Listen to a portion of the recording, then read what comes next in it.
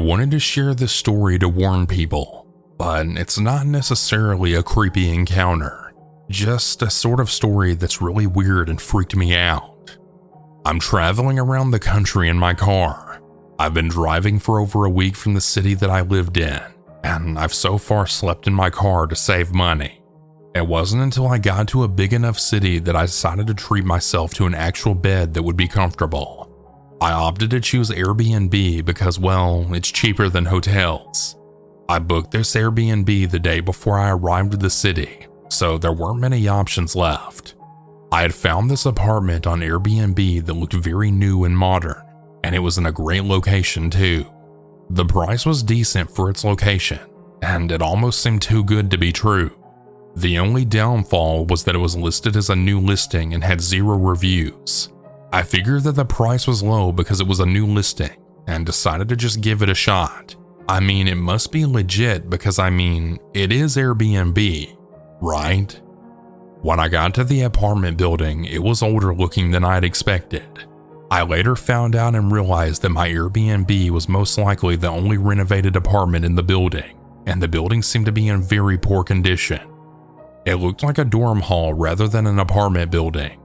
Anyways, I let it all slide because I wasn't really paying too much anyways, so what could I really expect? The apartment itself looked like the pics, so that was good enough. Everything went well for the first 2 days. As a female traveling alone, I always make sure to be safe. I don't go out when it's dark, and I always lock the door. That includes every single lock, including the chain thing. Anyways, on the 3rd day, I was out all morning and came back to the apartment to change to head to the beach. I had again locked the door, including the chain. I was in front of the door watching TV while changing, when the door suddenly unlocked and someone opened the door. I am beyond lucky that I'd put the chain lock on the door, or else it would have opened all the way. I was naked and no one else was supposed to have the keys but me. My first reaction was, excuse me, and I closed the door right away, locking it again. I came from the back of the door and I didn't look or see who was opening it. I sat in front of the door scared and shocked, realizing that this person could technically still get in here since they obviously have the keys to the apartment. At first, I thought maybe it was the owner coming back after I checked out, but I wasn't supposed to check out until the following day, so that wasn't possible. After crying for a few minutes, I recuperated myself and called the owner and told her what had happened. She told me that no one else should have a set of keys other than her and I, and that she's at work and that it wasn't her. I was scared to stay in the apartment because someone else could come in. I didn't want to leave because I had all of my valuables there, so it was a lose-lose situation. I then called my dad, who told me that it was not okay that someone has the keys and that she needs to take care of this ASAP. So he talked to her, and she told me that she'll be there shortly with a locksmith to change it and then give me a pair of new keys. She then proceeded to tell me that she had only had this apartment for 6 months, and that before I stayed there was only one other Airbnb booking. She also mentioned that it had been sitting empty other than those 2 bookings because she had been renovating the apartment, which now makes sense while the building looks like absolute crap and doesn't match the apartment. She told me that the only possibility for who that was could be the previous owners or someone related to them. That possibility in theory really messed with me. How is it possible that I was gone all day every day and the 10 minutes I was home someone tried to come in? Did they know I was there? What were they coming in for? If this apartment has been sitting empty for half a year, maybe they did this frequently. Or maybe they saw me come in and tried to do something to me. These questions are constantly on my mind. I just know that I'm so lucky that I put the keychain on the door, or else, well, I don't even want to know what else could have happened. Needless to say, I won't be leaving a good review, and I won't be staying in an Airbnb that has no reviews or seems too good to be true. I definitely learned my lesson with this one.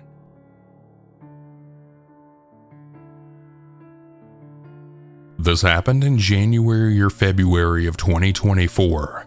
I can't remember which.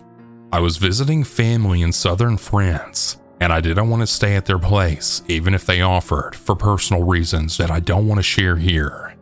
I want to note that I visit them quite often and usually last minute.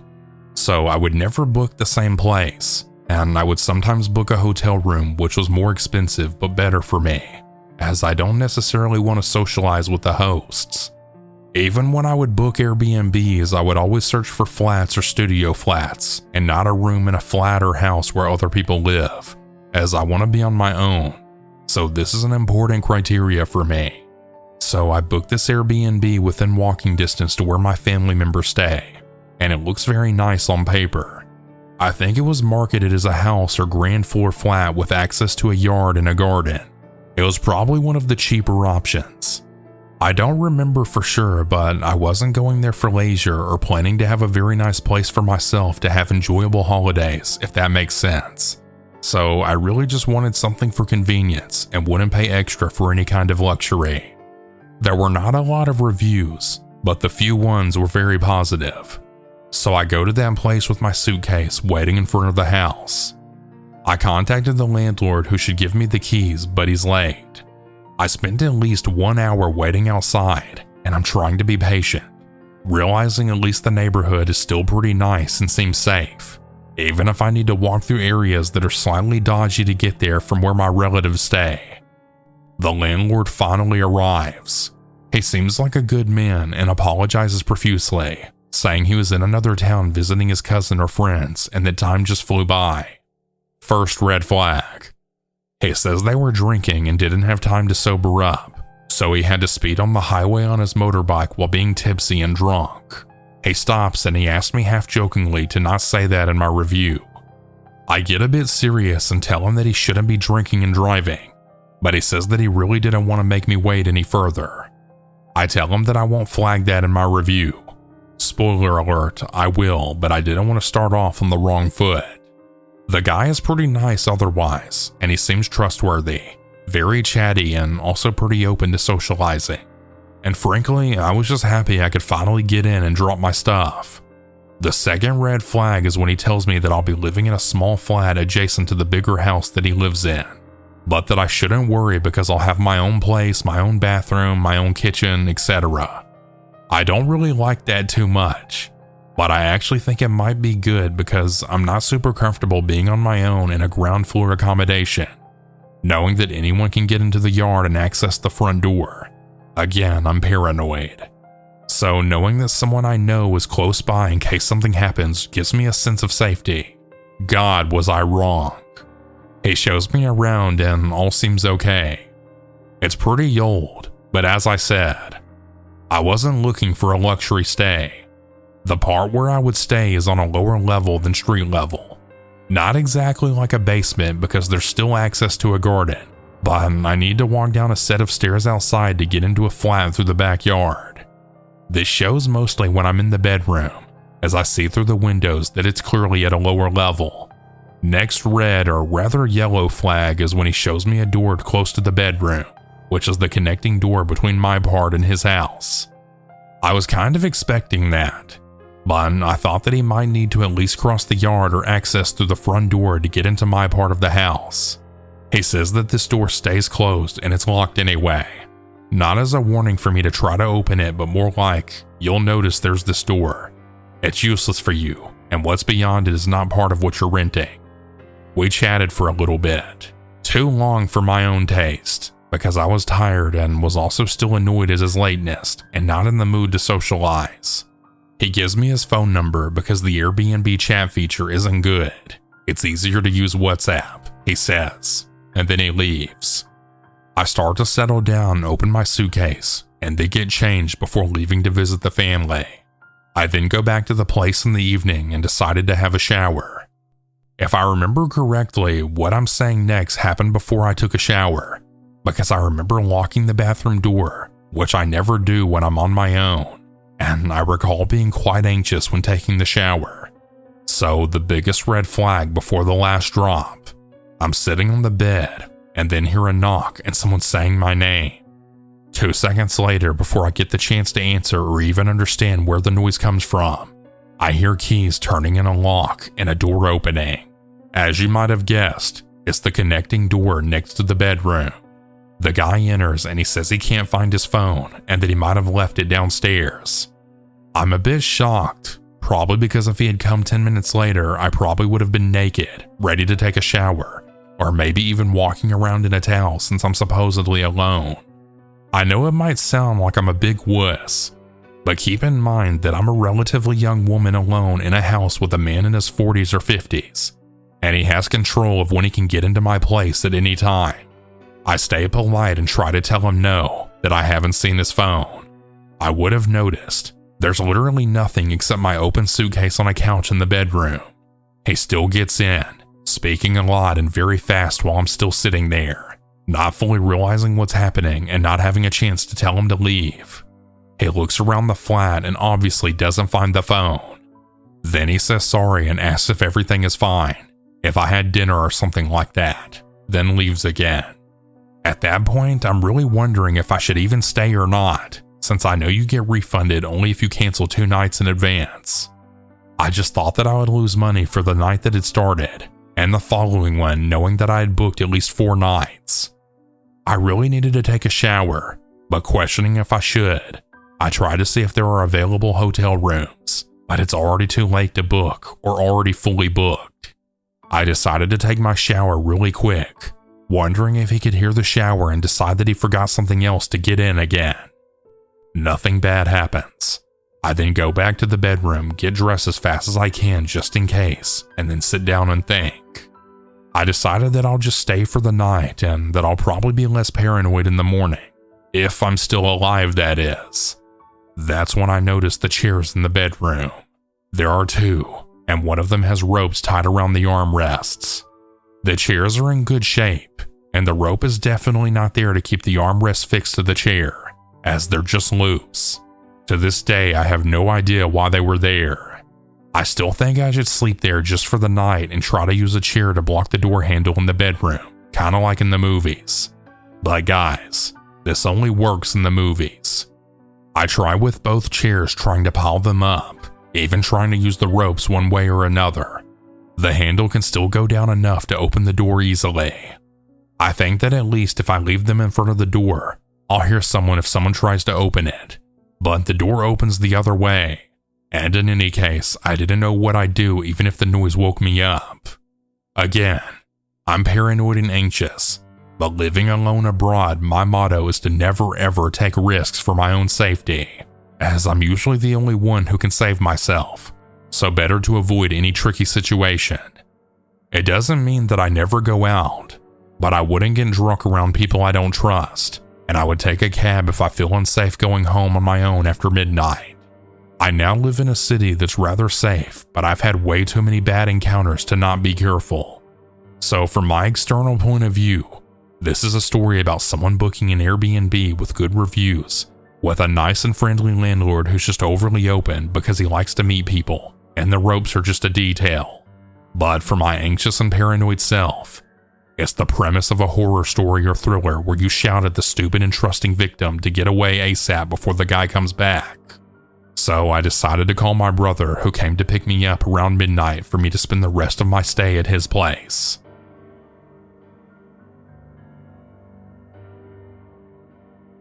I spent a year studying in Mexico recently, and as you do on exchange, I had tried to travel as much as I could.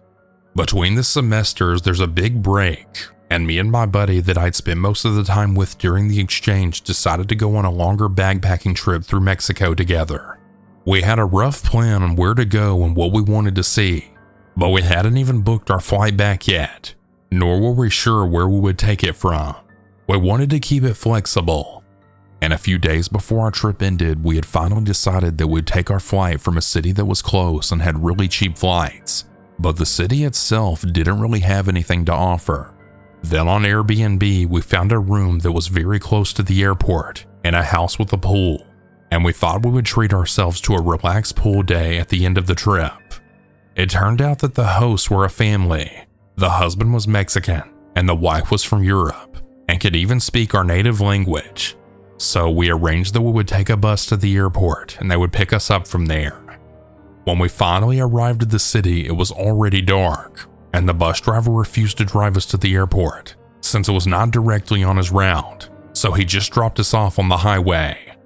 That was already a pretty crappy situation to begin with, standing with our backpacks at the side of the road in the middle of nowhere in a not-so-safe city in Mexico.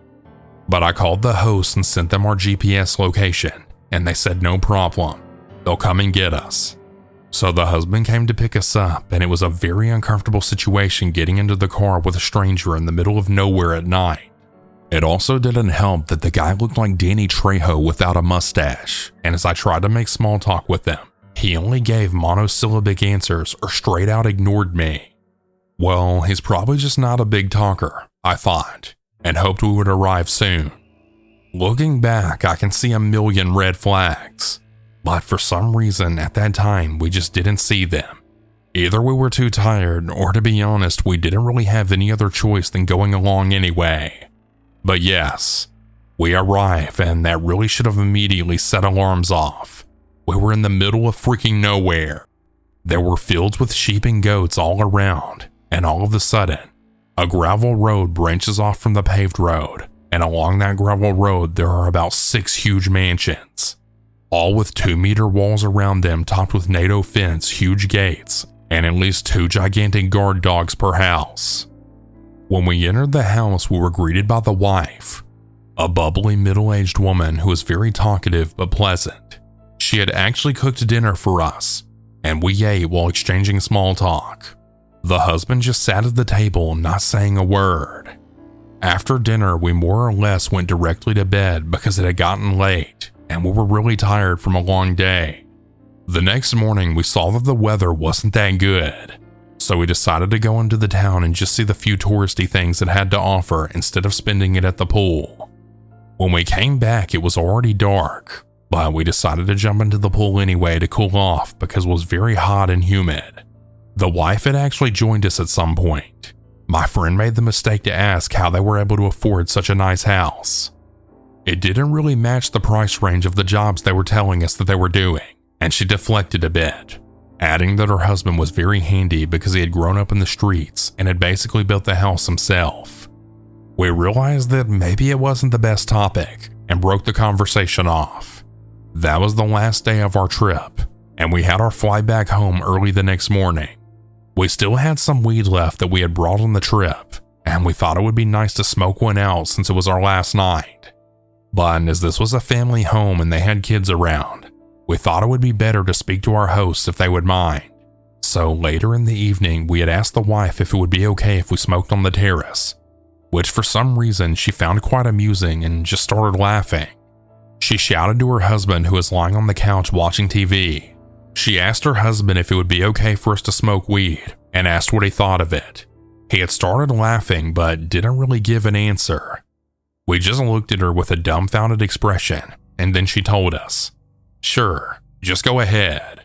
So we went to the terrace and had started smoking our joint. Later on, they had actually joined us and we just had a chat, and this is where things got really messed up. For some reason, they had started asking all sorts of questions about weed, where we got it from and how much we would have to pay for that back in Europe. They just seemed way too interested in the weed, and at one point the wife just nonchalantly revealed to us, "Yeah, well, we thought about doing that as a source of income, selling weed, but too many people die doing that because their cartels don't like it. Actually, my husband used to kill people for doing that." I immediately felt sober. Did she really just say that? As if he read my mind, her husband added, "Yes, when I was about 16, I killed a lot of people for the cartel for money." And he said it in a tone as if he just said he used to mow lawns when he was a teenager. I still thought that I must have misunderstood, so I texted my friend who was sitting across the table from me, trying not to make eye contact, because I knew we would freak each other out. He confirmed that I had indeed understood right. We discussed what we should do next and agreed that there's no immediate threat and that we should just stay. We don't have anywhere else to go anyways, and it's already late. But then things got even crazier. We tried to keep our composure and not completely freak out while still making conversation with our hosts. A few minutes later though, the husband got up and went inside to get something, and he came back with a literal kilo of weed pressed into a brick. He proceeded to break bits off the brick and roll them into a joint that probably would have knocked out Snoop Dogg. It was about the size of my thumb, and I guess it had about 2 grams of weed in there. Of course, he offered the joint to us, but we politely declined, saying that we were already pretty stoned. He seemed a little offended, but fortunately he bought our excuse. But it got even worse. A few minutes later, we heard a loud couple of bangs. The wife became a bit uneasy and asked, "What was that?" To which he answered calmly, 9mm, to confirm my suspicion that that had indeed been shots. I would say it was around 7 or something shots, fired pretty quickly after each other. The wife got nervous and asked if we should maybe go inside, and, "What do you think they're shooting at? In the air? At cows? At people?" But he just shrugged it off and we stayed outside. Again, a few minutes later, there were even more shots, this time even closer. The wife got even more upset and asked again, "Should we maybe go inside? What do you think they're shooting at? Should we go inside?" And I don't think I'll ever forget when he then answered in the calmest way imaginable, "No, everything's okay. I didn't hear any screams yet." I don't know why, but the way he just calmly said that freaked me the hell out, and it's still making my heart beat whenever I think about it. After that, we quickly excused ourselves and went to our room. When we could finally talk, we basically just both lost it and panicked. What the hell were we supposed to do? We're locked into a house with a contract killer in the middle of absolutely freaking nowhere, and there's people shooting outside. We decided that it was probably our best bet to stay, because we thought, well, we are his guests. He's not going to harm us, hopefully. And it's probably better to have walls and dogs and a potential serial killer in between us and the people shooting around. So we barricaded ourselves in the room and didn't sleep a second until the morning, when we noped the hell out of there and went to the airport. I was never so happy to be patted down in security my whole life. This didn't happen to me personally. It happened to 2 of my cousins. They gave me permission to share this story, so I'll be telling the story from their point of view. My name is Leah. The story happened in April 2016. I was 29 years old at the time, and I live in Atlanta. In April, me and my cousin, who I'll refer to as Kate, wanted to go for a Caribbean getaway. But we didn't want to go to these popular tourist destinations such as the Bahamas, Jamaica, the Dominican Republic, or Puerto Rico. We chose a lesser-known island called Dominica. It's a small island located between Guadalupe and Martinique, and the capital is Rosso. It has a population of about 72,000 people, so we booked an Airbnb located out in the countryside called Salisbury. It's 30 minutes away from Rosso. When we got there, the first 2 weeks went really well. We rented a car, and our Airbnb was perfect, and it was located near a nice peaceful beach. It was truly the getaway we needed. We explored the island, visited several beautiful waterfall locations, and even made some friends in the village we were staying at.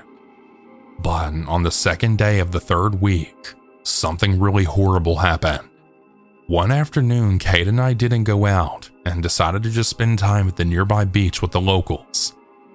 Later on, the people left the beach to go home. Kate wanted to go back to the Airbnb, but I decided to stay there so I could enjoy some alone time.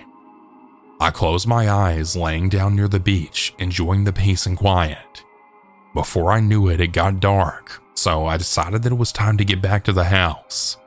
I walked and arrived at the Airbnb, but as I was getting my keys to unlock the door, 2 men wearing masks suddenly ran out of the bushes and started beating me with batons. One even threw a rock at me, and I was screaming in pain. My cousin Kate came out and tried to defend me, but the men also overpowered her as well. They then ran into the Airbnb house and ransacked the entire place, and then they ran away. The other villagers saw what was happening and quickly came to our aid, but the 2 men had already ran away. They stole my laptop, my phone, and my wallet, but by luck, Kate's laptop was also stolen. Luckily, our passports weren't stolen. I was bleeding profusely, and Kate was bleeding even more. At some point, I felt like I was gonna pass out. The police came over, and we told them what happened, and even the police officers were horrified. Dominica is usually a very safe country, so everybody was in shock. 2 of the villagers drove us to the hospital, which was in Rosu. We got hospitalized because we were so badly injured. We even had to change the date for our return flight, but thankfully we got out alive. As far as we know, those 2 delinquents are still out there, but I really hope they got caught. This forever traumatizes Kate and I, however. I still like Dominica, and I would love to visit again someday, but next time I'll definitely be a lot more cautious.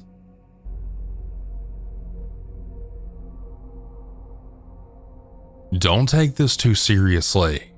I'm sure there's a logical explanation for this, but I'm just really glad I didn't take the chance.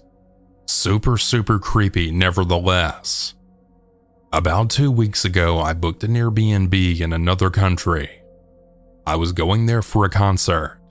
The room was cheap, so I knew I wasn't going to be staying in a 5-star hotel, but it was only for one night, so I didn't mind as long as I had a bed. To start off, it already wasn't a great trip because my data roaming apparently didn't work in that country at all. I logged into a cafe Wi-Fi and planned my route in advance as best as I could. Managed to be at the house just in time, rang the only bell and waited. Nobody came out. I repeatedly rang and waited for 5 minutes. I noticed the door had a slot for mail and looked through it. I was shocked to see an entrance that looked like an abandoned barn. A super dusty couch right in front of the door, pieces of furniture covered in cloth, very dirty and extremely old. I usually love old houses, but that just did not look like a house that was in use or prepared for guests at all. I wondered if I was at the wrong house, and what do I do now? As a super old, unwashed looking guy walked towards the door from the street. I asked him if he knew where the Airbnb was. He mumbled something which I interpreted as positive, so I asked him if he was Tim, who was supposed to be my host. He said yes and opened the door for me. Well, I already described the entrance, so there's no point in doing that again. The centerpiece was definitely the super old creaky staircase that led to the upper part of the house. I followed him upstairs. He was heaving and coughing and just absolutely stinking of cigarettes, which wasn't exactly pleasant, but whatever. The second floor was also abandoned looking. It was super dark with clustered furniture hung with cloth, and it was randomly thrown together, and a super creepy curtain that I couldn't catch a glimpse behind. Another stair up and we were in my hallway, which was honestly the worst one. Cracks in the walls and old rural paintings and crosses hung up next to them. It seriously looked like the set of a horror movie. I usually don't have problems with decor like that. I'm goth, so anything darkly inclined is my jam. But everything looks so badly taken care of, so I got major creepo vibes from this house. He showed me the bathroom, which had a huge hole missing in the bathtub tiling in the wall. Everything just looked super dirty. He showed me to my bedroom, which was honestly okay. There were just a lot of creepy dolls on the shelves that threw me off, but the bed seemed fine. I asked him if he had Wi-Fi, and he said no, which really sucked. I really hoped they would have it because that meant I would have no way to communicate there. I asked him when checkout was the next day. He said it doesn't matter. Okay. He then dragged himself up to the 4th story, which was in complete pitch black darkness by the way, so that gave me very weird vibes. I definitely didn't want to get into the shower, so I just quickly changed and charged my phone. When I went to the bathroom, I realized that I didn't even notice the creepiest part. There were no locks, like at all, which really freaked me the hell out. I also noticed that there were so many half-used items that someone left there, like shower gels, toothbrushes, and toothpaste. I guess it was the guests before me? A random lash curler just laid abandoned on the shelf. Not like a, here you go for your use in case you forgot yours way, but it just looked like someone left it and nobody bothered to clean it away. I already made up my mind that I would definitely not stay the night in this house. My mind was just spinning scenarios. What if all these products were left by the people before me? And why did nobody leave horrendous reviews? Because they got murdered? I asked myself, laughing. I was super spooked out. I seriously debated if I should take all my crap to the concert because it just didn't feel safe in the slightest.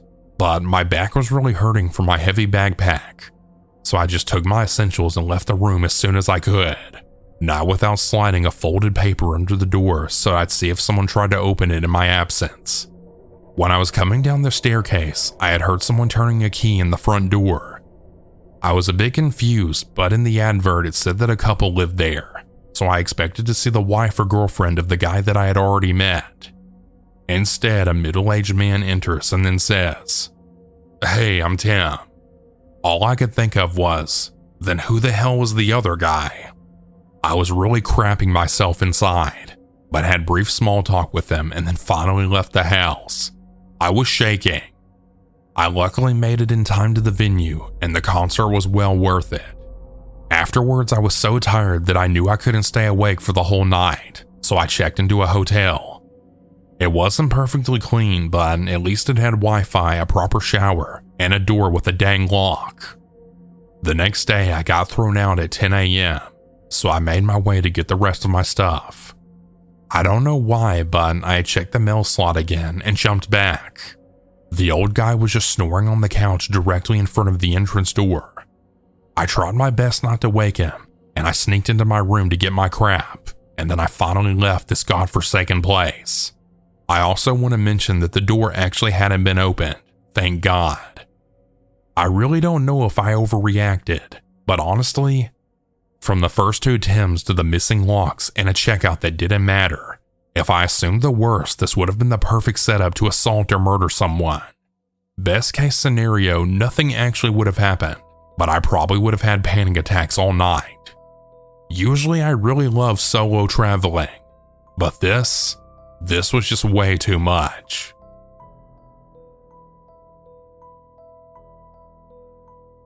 This happened a few years ago.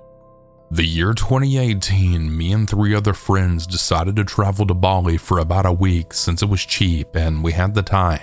So I mean, why not? We were all males in our early 20s. Our itinerary includes sightseeing, trying local foods, mountain climbing, visiting bars at the beach, and basically just a typical vacation in Indonesia. It was honestly quite a surreal experience. The country's absolutely beautiful, and the food was amazing. The only issue I had about the trip were, well, the locals. Drugs were really prominent there, especially shrooms. The streets were filled with druggies dying to sell us their drugs. I'm not exaggerating when I say this. One dude even grabbed my arm because I ignored his 2-for-1 deal for a one-way trip to meet Jesus. I just shrugged it off while my friends laughed it off. He looked rabid and frantic, like he was about to pounce onto me like a dog diagnosed with rabies. I didn't feel too afraid as we were confident that we could handle them since half of them were not even sober. However, that is only the tip of the iceberg. The real horror started when we went back to our Airbnb for the night. We had an early day the next morning, and we were exhausted. The place was extremely cheap, and it didn't even have a proper locking mechanism for the door. It had 2 wooden doors which swung inwards, and the only way to lock them was to wedge a wooden block through the holes mounted on the door. It was quite a primitive lock, but it gets the job done, I guess. Everything was going well until the last night of our trip, when we realized that the wooden block was now missing. We looked everywhere for it, but to no avail. I just figured that one of us must have misplaced it somewhere. We settled for using a selfie stick. I know, it sounds like a horrible idea, but we used that instead since we didn't have anything that fits the holes to wedge the door close. We turned in for the night, seemingly not expecting anything since we had already stayed there for 6 days with no issues. I woke up to strange clicking sounds in the dead of the night. I got out of my bed and I thought maybe it's one of the guys, so I nonchalantly approached the noise. My friends were all sleeping, so I decided to investigate the cause of the noise. The ruckus seemed to be coming from the door, so I headed towards them feeling extremely confused. Who could be at our doorstep at this time of the night? I wondered. I noticed the doors were slightly opened and the selfie stick was horribly deformed. I peeked outside and saw 3 people staring through the gap between the doors. They were really close to the entrance and were attempting to push open the doors. I yelled at them, questioning their intentions, as I noticed one of them was holding the wooden block. I was shocked and puzzled at the situation as I then recognized one of the men. He did the overall cleaning for the Airbnbs and pathways during the day, so there's no reason for him to be there at 3 a.m. The other dude had asked if the wooden block belonged to us, as they allegedly found it outside of our Airbnb. I definitely smelled bullcrap in that moment, as there was absolutely no reason to do that at 3 a.m. I called for my guys, and the 3 men immediately ran for it. I clued in the guys on the circumstances, and we stayed up until morning came in case they tried anything funny. We decided to report to the reception about their employee, but the description I gave them was not synonymous with theirs. They told me that the housekeepers they usually hire really only consisted of females in their late 30s and 40s. This sent shivers down our spines, as we came to realize that we had let a complete imposter in and out of our rooms while we were out. Luckily, nothing important was lost, and we got out of that situation safely. I can't imagine what would happen if I didn't wake up on that fateful night, as the doors were so close to being open. I was just grateful that it was our last night there.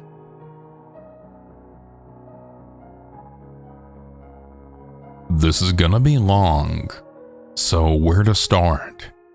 I met him when I was 15 and he was 17. Looking back, the signs were all there. It had started out with small things. Us just roughhousing like buddies. We're both guys, by the way. But it would escalate to him taking me back behind the shed where my friends couldn't see, and then holding me against the wall, fake hitting me. Like pretending to hurt me while laughing the whole time. But he actually did hurt me. I would have bruises for weeks. One time he literally shoved my face in stinging nettles, but my naive 15-year-old self thought it was all in good fun. If only I knew then what I know now. We had started dating at the end of my sophomore year, and over the summer things progressed. He used to beg me to give him massages, and whenever I would refuse, he would pin me down and tickle me until I relented and said yes. And whenever I stopped before he was ready, he'd go back to tickling me. Sometimes he would just randomly pin me down and tickle me, and I would beg him to stop. But the only way to get him to stop was to literally fight him off of me. This happened almost every single time we hung out, and I grew to dread it. I don't know why I kept going back. Honestly, I guess I was just so in love with them. I'm 5'3" and weighed even less than I do now, about 100 pounds, and he's 5'7", and he lifted for context. I learned a lot in those days on how to fight someone off that's bigger than me. It wasn't just the tickling though. As I said before, he just liked to jokingly beat me up, but the force of his punches were not jokes. I would have bruises all over my arms and thighs from him punching me. One time I got in the front seat of our friend's car when he wanted shotgun, so he proceeded to punch my arm the entire 15-minute drive until I was almost crying because I kept trying to move away and tell him to stop. My friend who was driving did nothing. I don't know why. I mean, he was even older than both of us. I don't know why he thought that was normal. It wasn't just punching me either. I had recently gotten my ear pierced and he thought it was so funny to smack me upside the head. One time he made me bleed, and when I told him, he just said that he hadn't.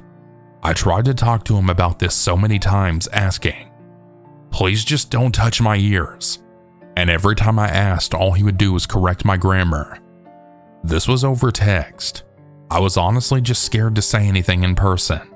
We ended up breaking up and just staying friends. I spent all of my free time at his house like an idiot.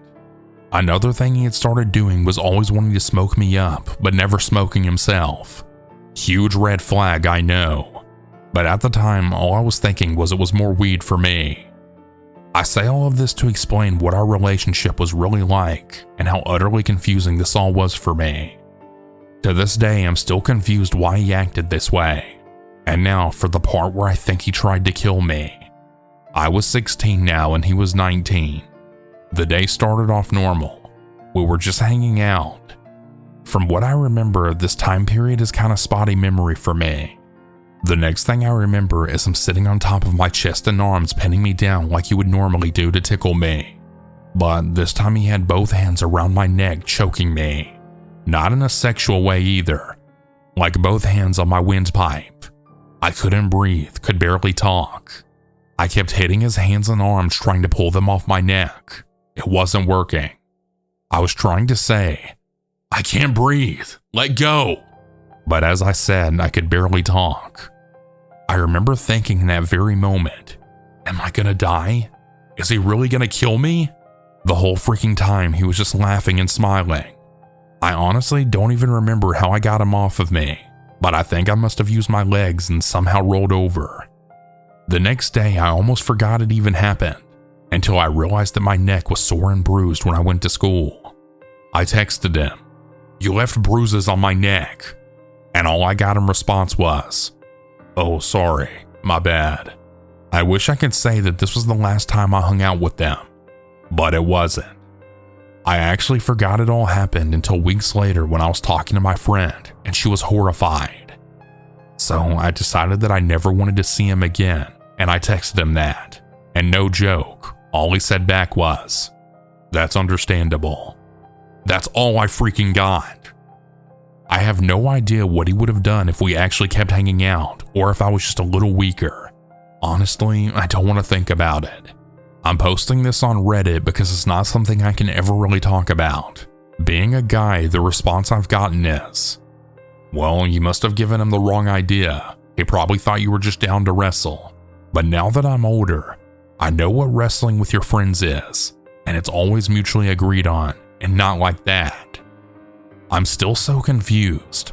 I'm 19 now, and I can't imagine treating someone like that. Oh yeah, and our whole friend group at the time called me crazy and said I was overreacting, all for me not wanting to hang out with them anymore, and they essentially all cut me out. Freaking wild.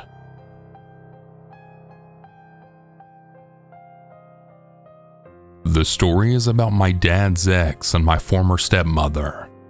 It's more so of a crazy stepmom story. But again, she was my father's ex, and she put me through hell. So I had known this woman since before I could remember. She was really good friends with my mom and dad through high school, so I already knew her before all of this.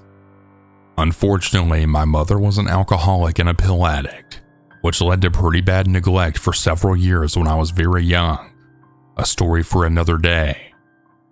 After missing most of my 3rd grade year, DCS got involved, and my dad got custody of me.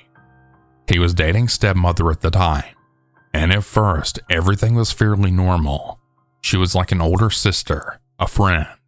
It wasn't too long before I noticed things start to change. One day when I was about 9, I was sitting on the living room floor playing with my back against the couch. Stepmother crossed the living room to go down the hallway, and as she did, seemed to shoulder check the doorway. As soon as she did this, she turned around and started yelling at me, accusing me of pushing her. I stared at her dumbfounded because I hadn't moved from my spot in the floor. She continued yelling and accusing me as I tried to rationalize it all in my head. Maybe I got up and don't remember? But why would I push her? I really had no negative feelings towards her at this point, so it didn't make any sense. But she was an adult and I was a child. Surely she knew what she was talking about. Stepmother was a taller, skinny woman with long golden blonde hair straightened through the length with those poofy 80s bangs on top. She typically wore high-waisted jeans and kept long, pristine red nails that would end up being a horrifying symbol to me in my teen years. Things only got worse as I got older. I would speak to my mom on occasion over the phone or in a letter the first few years, but each time I did, stepmother would become more and more hostile towards me, claiming that my contact with my mother was making me misbehave. But I was always an introvert. I loved reading in school, and I was a bit of a nerd and hated getting into trouble, so this accusation didn't make much sense to me even, but what could I do about it? Before too long, I noticed that stepmother had looked for any opportunity alone with me to treat me however she wanted. Stepmother quickly became extremely militant. Each morning, she woke me up for school by bursting into my room and aggressively jerking the covers right off my body. Some mornings even grabbing my feet, digging her nails in, and twisting my toes. I was expected to follow a strict schedule on school mornings. At 6:15 a.m., get out of bed. At 6:15 to 6:25 a.m., get dressed for school. At 6:25 a.m., breakfast. At this time, I was expected to stand in the exact center point of the threshold between the kitchen and dining room, ready to take my breakfast and sit in my spot at the table. At 6:35 a.m., done with breakfast. 6:35 to 6:45 a.m., finish getting ready for school. And at 6:45 a.m., be sitting Indian style in the center of the living room waiting on everyone to be ready. If I did not follow the schedule down to the minute, punishment would be doled out. She would grab my hands while taking my breakfast, twisting one or two fingers out of socket, pulling me close to grit through her teeth at me with glaring, hateful eyes. Sometimes she would step in, including my feet, grinding her heels into my bare skin, twisting and glaring hate into me. On a few occasions, she even broke my wooden hairbrushes right across my face, leaving busted blood vessels and massive bruises. When the damage was too obvious, she would try and hide me for a day or so, gently waking me the next morning acting as though I was sick and telling me that I was too ill to go to school, then brushing my hair back and telling me to go back to sleep. This treatment rolled over into my days after school, and it would evolve into other aggressive behaviors. She made sure to conceal any sign of mistreatment from my father, but still some happened right under his nose. At the dinner table, she would dig her nails into my leg and scrape so hard that she would shave off chunks of my skin from my shins with her toenails. Even at church, placing what looked like an affectionate hand on my back, but would proceed by giving me an extremely painful and deep pinch into my neck, leaving huge bruises in their place that no one else would see. I was given an hour and a half after school each day to do my homework. After that, I was expected to go to our playroom where I was to entertain her daughter. Stepmother's daughter was between 5 and 7 when things started to get really bad. I was expected to play whatever she wanted, when she wanted, and to abide by any requests made. This was never actually said, but understood and later learned that way. One day during the summer while eating lunch with her daughter in the playroom, she had asked me to open her dessert. She had a kid cuisine that she had merely taken all of 2 bites of. Stepmother would typically leave the plastic on her dessert as a system to encourage her to eat her dinner first. Of course, when she asked me to open it, I asked her if she was done eating her meal, passively addressing the fact that she had barely touched it. I was about 14 at the time, and it seemed like a plausible thing to big sister her about. But when I didn't give her what she wanted, she got up in a huff to go tattle to her mother, as most 6-year-olds would do. Stepmother was immediately enraged and barreled down the hallway in my direction. I don't even think I was out of view of her daughter when she grabbed me by the hair and started dragging me. I tried to keep up, but I lost my balance and fell to the floor as she continued to drag me down the hallway by my hair. Once we reached my bedroom, she had started kicking me in the stomach and then pulled me to my feet to face my bed. She then began rummaging through my belt drawer and pulled out my woven leather belt that she had already used more than once, and then proceeded to beat the hell out of me with the belt, starting at my shoulder blades all the way down to my ankles. Heaven forbid if I screamed, she would just beat me even more. The abuse also did not stop physically, as she seemed to get a real kick out of bullying me. She wasn't so worried about hiding from my father, as she would make us seem lighthearted and jovial when he was around. One evening, while having a family dinner at one of our local go-to sit-downs, she had started kicking me under the table, passing me horribly evil glares. After a few minutes of this, she spoke up. "You chew like a cow," then started laughing. "Why can't you chew right? Doesn't she chew like a cow?" My dad chuckled, thinking it was meant lightheartedly. But as he looked down at his meal again, her death glare was staring a hole through me with a tight jaw, and the gritted teeth told me otherwise. This became a new target for her abuse. She did this again later on when she noticed that I walked on the inside of my house shoes. one day kicking me in the back of the knees, making me fall to the floor. She began kicking me in the back, knocking the wind out of me, all simply over the way I walked. This became my daily life. Speaking out seemed ridiculous because all of these punishments just felt so absurd. I didn't tell anyone for a long time, but as I got older, people around me got wiser. When I was in middle school, my dad and stepmother were called in for questioning by the school. Two of my teachers were highly suspicious of my bruises and constantly swollen fingers. Stepmother proceeded to put on an act, crying and acting hurt and shocked that they would even think she would hurt a child. I changed schools after that year. Things only got worse once I went to high school, as she seemed intimidated by my aging and gaining maturity. My male friends were off limits, and my curves were to be hidden in horribly unflattering clothes. I didn't really mind so much, as I really had very little interest in boys or displaying my womanhood to any degree. However, one afternoon while taking a shower, she burst into the bathroom to remind me of my timing. As she whipped the bathtub curtain open, she saw the hair growing below my waist. Before I could react, she grabbed the hair and jerked it down, pulling out a handful of my pubic hair. She cursed me for not telling her that I had started maturing in that way. I couldn't tell anyone about that for years. After the belt beating, however, stepmother's sister-in-law saw my backside and had called my dad at work, cursing him and threatening him to report it. I started going to her house on the weekends after that. After this, I got braver and became less scared. Once I saw people reacting to what little they saw of my stepmother's behavior, I knew that I was in the right for sticking up for myself. So I did, in subtle ways at first. I brought jewelry and makeup to school, and I started to give myself space to express myself. Then one morning, while running a minute or two behind on breakfast, stepmother came to the kitchen in a rage. Why wasn't I finished getting ready for school? Before I could turn around from rinsing my dishes, she was rummaging in the utensil drawer and then pulled out a fork. She backed me against the kitchen counter, pressing the fork to my throat. I don't remember what she said to me in those moments, but I remember her hot breath in my ear, hissing through her teeth at me, and I remember the chill of the cold metal prongs on my throat. I was 16. My last day there was a field day of my junior year in high school. I decided to wear a cute little outfit that her sister-in-law had bought me for casual days. It was a cute cap sleeve striped t-shirt. It was cut femininely to suit my curves with long matching shorts. I knew she wouldn't like it, but I also knew that it was completely appropriate for a girl my age, even very conservative in comparison to my other peers. She saw me as I was walking down the hallway towards my bedroom, and I saw the rage fill her.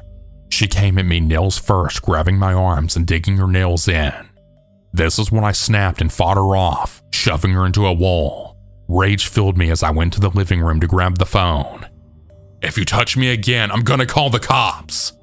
She went pale, and suddenly, I wasn't scared for myself anymore.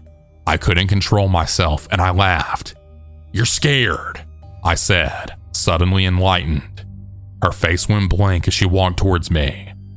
"If I have to make your dad choose between you and me, it's not going to be you," she said coldly.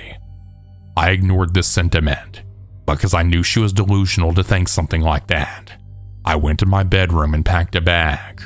She didn't stop me, but she did make sure to let me know that if I left, I wasn't welcome back. I ended up spending that summer in Florida with my stepmother's sister-in-law, and I moved in with my grandmother for the next several years. I only saw stepmother again once in my 20s. She had left my dad by the time I was out of high school for the man that she had been cheating on him with. She and I spoke briefly over Facebook that next year, and I confronted her all about what she put me and my dad through. Her response? "I'm sorry if you ever felt unloved. I was just really stressed, and you were a pretty rebellious kid." This first started when I was in my first year of 6th form. My friend, let's call her Candle, introduced me to her other friend who we'll call Amanda.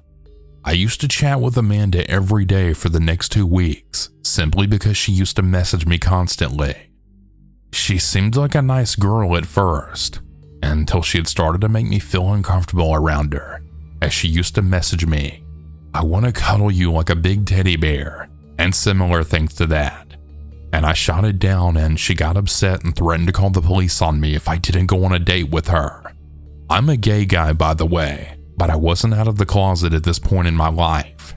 I screenshotted everything she said to me and I showed my friend Candle, and then she stated, "Yeah, I believe you. She's a compulsive liar. She actually lied about a teacher assaulting her, and she used to make things up to make herself sound better than everyone else." I was so glad Candle believed me and advised me to block Amanda, which I did. Fast forward 2 years later. I was now in college and I encountered her again. I didn't recognize her, and I was chatting to her without realizing she was the same Amanda from 2 years prior. That was until I messaged Candle on Facebook, as Amanda told me she knew Candle. Candle sent me a long paragraph. You do realize that's Amanda, right?" Then it all came flooding back to me. She's right. It's the same girl who threatened to call the police on me for not going on a date with her. She was dating a friend of mine in college, who's now my bestest friend. I tried to warn him, but he didn't listen to me. Amanda claimed to have a crush on me a second time, and I shot it down right away and told her I'm not interested. She obviously took offense to that and threatened to call the police again, to which I just replied, "Oh yeah, what's the police going to do? This isn't even a police matter," which by looking at her facial expression angered her more, but she walked off. The next couple of weeks went by, and I ended up telling my friend about what she had been messaging me with, and he obviously believed me as he saw her messaging me in real time. She kept asking me on a date and saying that she liked me since day one. But here's the thing, she was in a real relationship with my friend. Naturally, my friend got upset and called her in front of me, and she claimed she had no clue what he's talking about and told him I'm making up lies. Then he forgave her, as she admitted it was true just a week later. To my annoyance, she began hanging out with us. I was nice to her because I didn't want my friend to get upset. She tried telling me that she had 2 children at 17, with one being 13 and one being 3 years old. I thought, that's odd. Something wasn't adding up. I should have called her out, but my friend was there and I didn't want to upset him. She even stated that the 3-year-old child was my friend's daughter, even though he looked confused like it was his first time he ever heard of this child. When she went home, I asked him. He stated, "No idea. She never mentioned a child before now, and we definitely never had sex. Very strange." Fast forward a year and I was working in a shop. She had suddenly showed up and asked to speak to me. My manager let me go on my 30-minute lunch. She was with her friend and she wanted to tell me that my best friend was manipulating her and that he was always hurting her, which I knew for a fact wasn't true. I'm also going to be referring to my friend now as Marcus. Marcus wouldn't hurt a fly, but I just listened to whatever else she wanted to say. She said that she was trapped in a relationship with him and felt scared of him. No idea why she was telling me this, knowing I don't like her. I just acted like I believed her and headed back to work. I then came home and FaceTimed Marcus and I told him everything that she told me earlier that day. He started crying his eyes out because he found out she cheated on him with another guy. A friend of his showed him a picture as proof and forwarded it to me. It was definitely a picture of her with some guy kissing on the bus. I told Marcus that he needed to get away from her ASAP, which he did, until the next day they were back together as he yet again forgave her. We started doing group video chats, me, Marcus, and Amanda at her request. And remember her 3-year-old from the year prior? Well, now she's a 5-year-old named Lily, who literally never existed. And I asked her about the 13-year-old she mentioned, and she just replied with, "I don't have a child other than Lily." And the next couple of months go by, and she used to say, "Lily's in bed," or "Lily's at school," etc. Well, I called her out. She used to show us Lily by turning the camera to a pitch black area of her bedroom, and then quickly put the camera back to her. I thought this was odd, and I then said, "Why did you move the camera so fast? We didn't even see anything." She then replied, "Well, because she's camera shy," or "she's asleep." I just couldn't take it anymore. It was excuse after excuse. If Lily was Marcus's daughter, he deserved to see her, as he literally never met or saw Lily, not even once.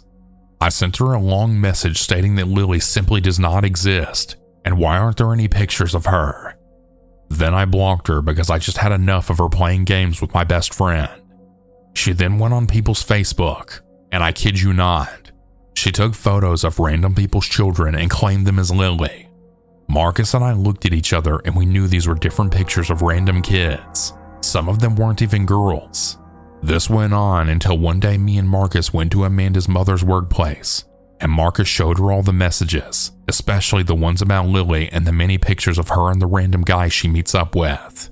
Some of the men Amanda met up with were like 50 to 60-year-olds, and we found her on a dating website asking for men to fatten her up. We showed everything to Amanda's mother. Her mother was furious. She said that Amanda never had kids, she was never assaulted as a child, and she knew that something was odd as she got into some random man's car just the day before. I really thought that this was the end of Amanda, but I couldn't be more wrong, as Marcus, like an idiot, met up with her that evening and forgave her for like the millionth time. And then something strange happened the next day.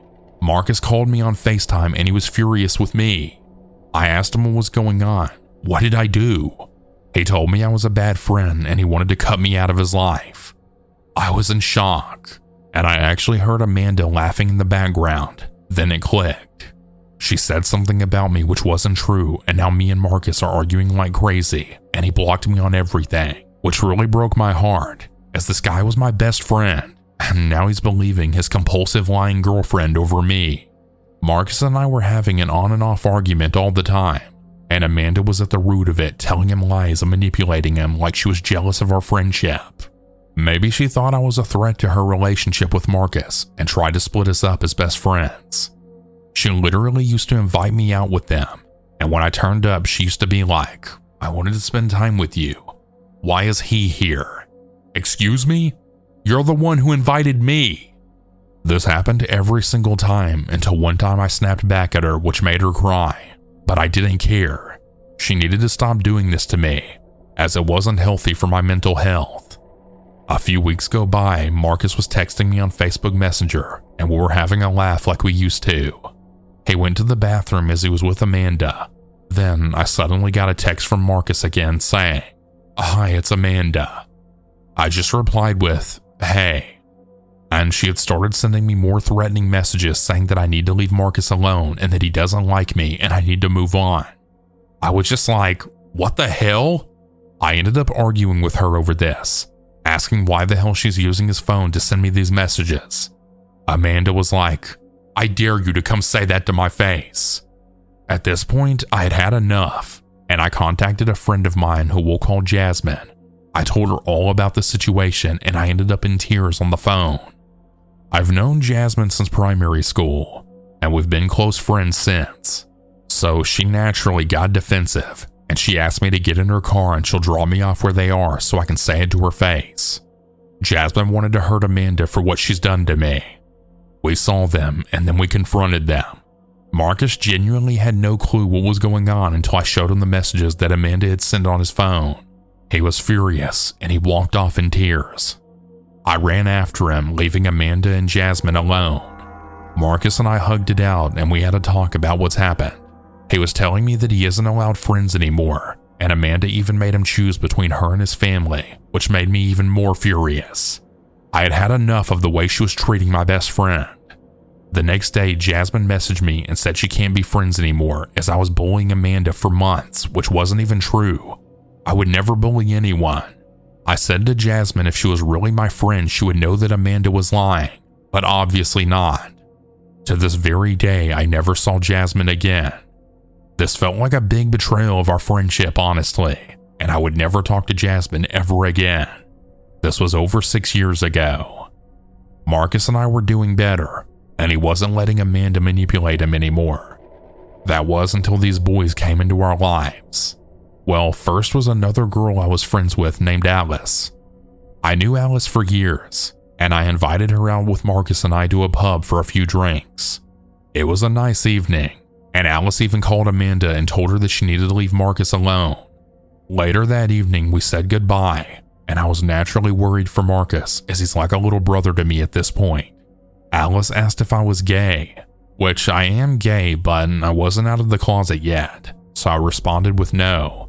Alice then said, "Then why are you worried about Marcus? You obviously fancy him."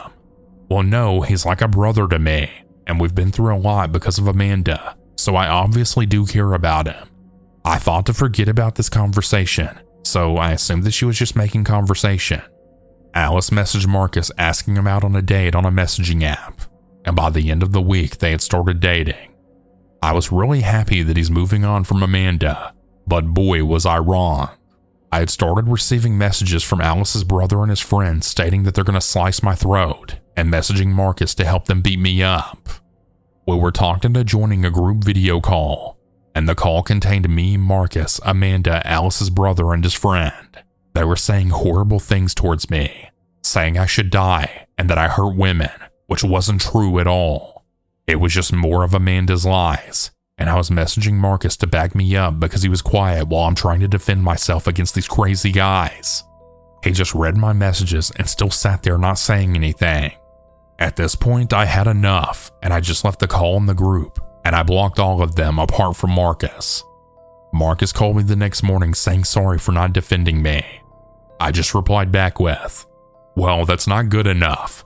They were literally threatening me, dude." Marcus went quiet and said sorry again. By that point, I had ended the call because I couldn't be bothered with this stress anymore.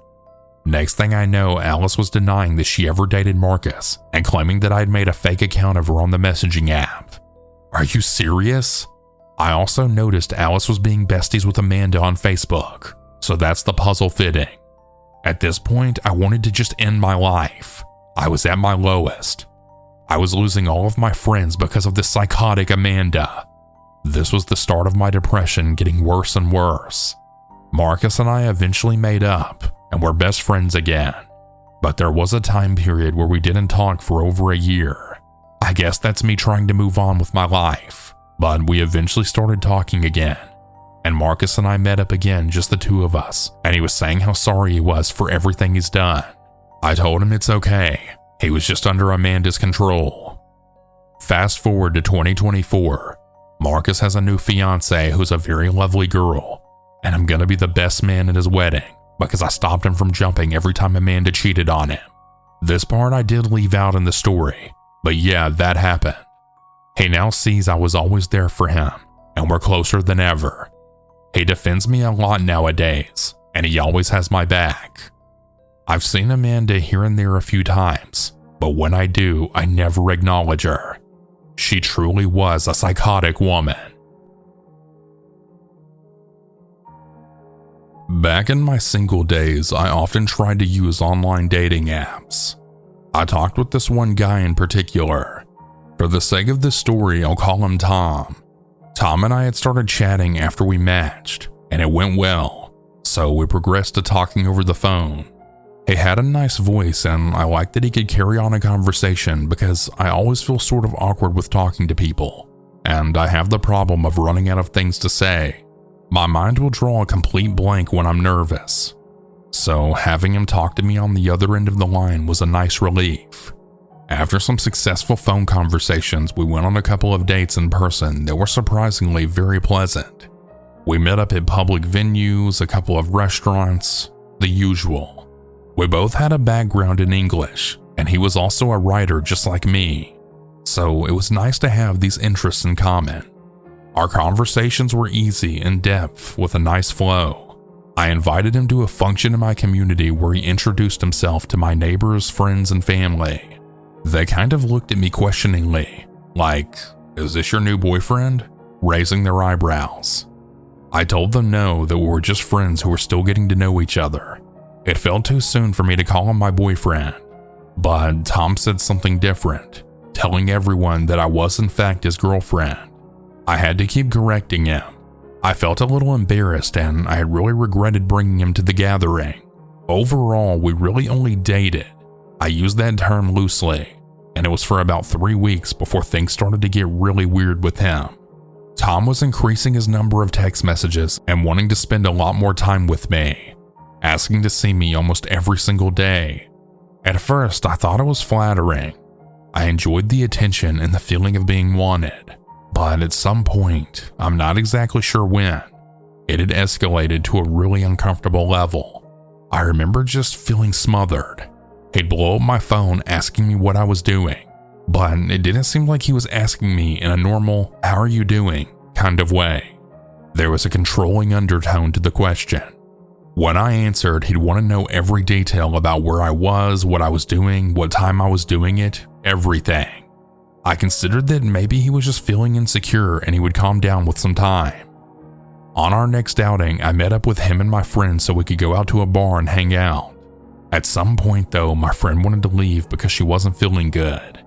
We said goodbye to Tom and I left the bar to go take her home. When I checked my phone after arriving home late that same night, I saw that I had a bunch of angry text messages from Tom about, "Why didn't you kiss me goodbye?" And things like, "You don't really like me, do you?" I just wrote back saying that I had to take my friend home. I didn't know I was supposed to kiss you. Kissing shouldn't be an obligation. Sorry, I just didn't think about it because I was occupied. Can we let this go? I'm really tired and I want to go to bed now. He just said back, "Okay, you're right. I'm sorry. Please don't ghost me, okay?" Or something along those lines. I don't know why, but I just felt really weird and that he was way too clingy. And it worsened from here. Moving forward, whenever I talked to him, it seemed like he would deliberately be trying to initiate an argument or fight. I'm not the confrontational type, and this was incredibly energy draining for me to keep up with. "Why does everything have to be an argument?" I asked him. He explained how he grew up in an abusive household and that he was used to the members of his family fighting and arguing all the time. This felt normal to him. I explained, "Well, I'm not used to this, and frankly, it feels a little scary to me. People in my family talk things out calmly whenever we have disagreements. We don't raise our voices, jump to accusations, or have temper tantrums." "You're right," he said. But of course, this didn't change. I lost the spark. The initial attraction I had for Tom was now gone. I actually felt repelled by him now. I decided I just couldn't see him anymore. I felt really sad and guilty for his life situation and the way he grew up. But at the same time, the roller coaster dynamic of our communication was really starting to take a toll on my own mental health. When I broke up with him, he had threatened to commit suicide. I didn't know what to do, so I asked my parents and some of my old psychology course classmates for advice. Everyone advised me that Tom's mental instability wasn't my responsibility and that he needed to go seek help. He kept flooding me with messages on all of my accounts. As I mentioned before, he was a writer, so he'd send beautifully written lengthy pleas for forgiveness. I replied with, "I really just need a break right now," but he ignored my messages and would keep trying. At one point, he had sent me a photo of his dog, telling me that his dog says, "Hi, I miss you." That's what I thought. Okay, this is weird and manipulative, so I'm going to block him. And I did. I blocked him on everything. Phone numbers, social media accounts, etc. When he couldn't reach me, he resorted to some drastic measures. He emailed my parents. Yes, my parents. "Why is he messaging us?" my parents asked me. "This feels weird and creepy." "I don't know," I said honestly. "He's pleading us to convince you to get back with them." "I don't want to be involved in this," my mom told me. "I don't want you involved either," I said. My parents knew the whole ordeal already because I'd asked for their advice when he threatened suicide. So while having a discussion about it, our consensus was to offer no response. They proceeded to block him as well. Next, it was my friend who had gone with us to the bar. Tom is messaging me, saying that you broke his heart or something," she informed me. "What happened? Did you do something to him?" "I broke up with him. Just don't respond and block him," I said. She obliged, but that wasn't the end of it. Then Tom reached out to my neighbors. I guess he remembered their names at the community function, and he memorized them all by heart. He reached out to each and every one of them with a lengthy, elaborate story about how we had been together for at least 6 months, and that we were passionately and madly in love. In this story, he had portrayed himself as some kind of a victim, and I was this villainous man-eater or something. Something weird. I don't know, because I didn't want to read it. What did you do to this poor guy? I kept being asked over and over again by different neighbors. I was forced to keep repeating an explanation about what happened. We only went out for like a few weeks, I said. A month at most. I advised them to please not respond or encourage him. Honestly, I'm a very private person, so having my whole community know about my situation was deeply humiliating for me. This went on for about a year. I'd have someone tell me, Tom tried to reach out to me again. There was one older lady neighbor of mine that actually continued talking to Tom over email even though I asked her to stop. She told me, but he writes so beautifully, and he's a beautiful dark soul. The whole thing had actually put a rift between her and her husband, so yeah, that was a thing too. A separate neighbor told me that she was afraid for my own personal safety. She said, he seems like a stalker type like from those crime shows, which didn't do much to help my anxiety. I spent a lot of time indoors for a good while after that. I felt withdrawn, insecure, deeply embarrassed, and most of all, scared. I felt like I had to look over my shoulder whenever I stepped outside of my own home. I took a long break from dating apps, feeling a bit shaken up from the whole experience. 2 years later in 2018, he texted me from a different number saying, "You know who this is. If you still don't want me back, don't respond and I'll leave you alone forever." Even though he didn't give me his name, I just knew it was Tom. Frankly, I was relieved. My first inclination was to think, wow, I'm finally free. Thankfully, he hasn't messaged me, my friends, parents, or neighbors again since. I just hope it stays that way. Some extra information before I bring this to a close. I must have a personality type that draws in these sorts of people, because when I finally met my current husband in the same year of 2018, his mother pulled the same stunt on me, the smear campaign. This happened in 2020, and we were forced to cut contact with her. But that's a whole nother story. So I'm currently a sophomore in college, and the bar scene here is pretty big. Going out for the night to get special deals on alcohol so you can get plastered with your friends is the kind of go-to here. Despite this, I'm not really a huge drinker, and I don't enjoy it a lot because it tastes so bad and hurts my stomach. I do enjoy the company though, and I often just go out with my friends or meet new people. A lot of times I'm called the dad of the group because I end up taking care of them all the time. That's the prelude to what happened when I decided to go with them on one Friday night. So we all got dressed up, pre-gaming a bit at my friend Q's apartment before we took an Uber downtown to one of our pretty well-known college bars/clubs.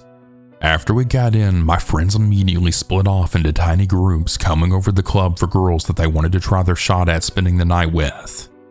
This is going to make me sound weird, but one-night stands aren't really my thing, and I don't want to end up cock-blocking my friends.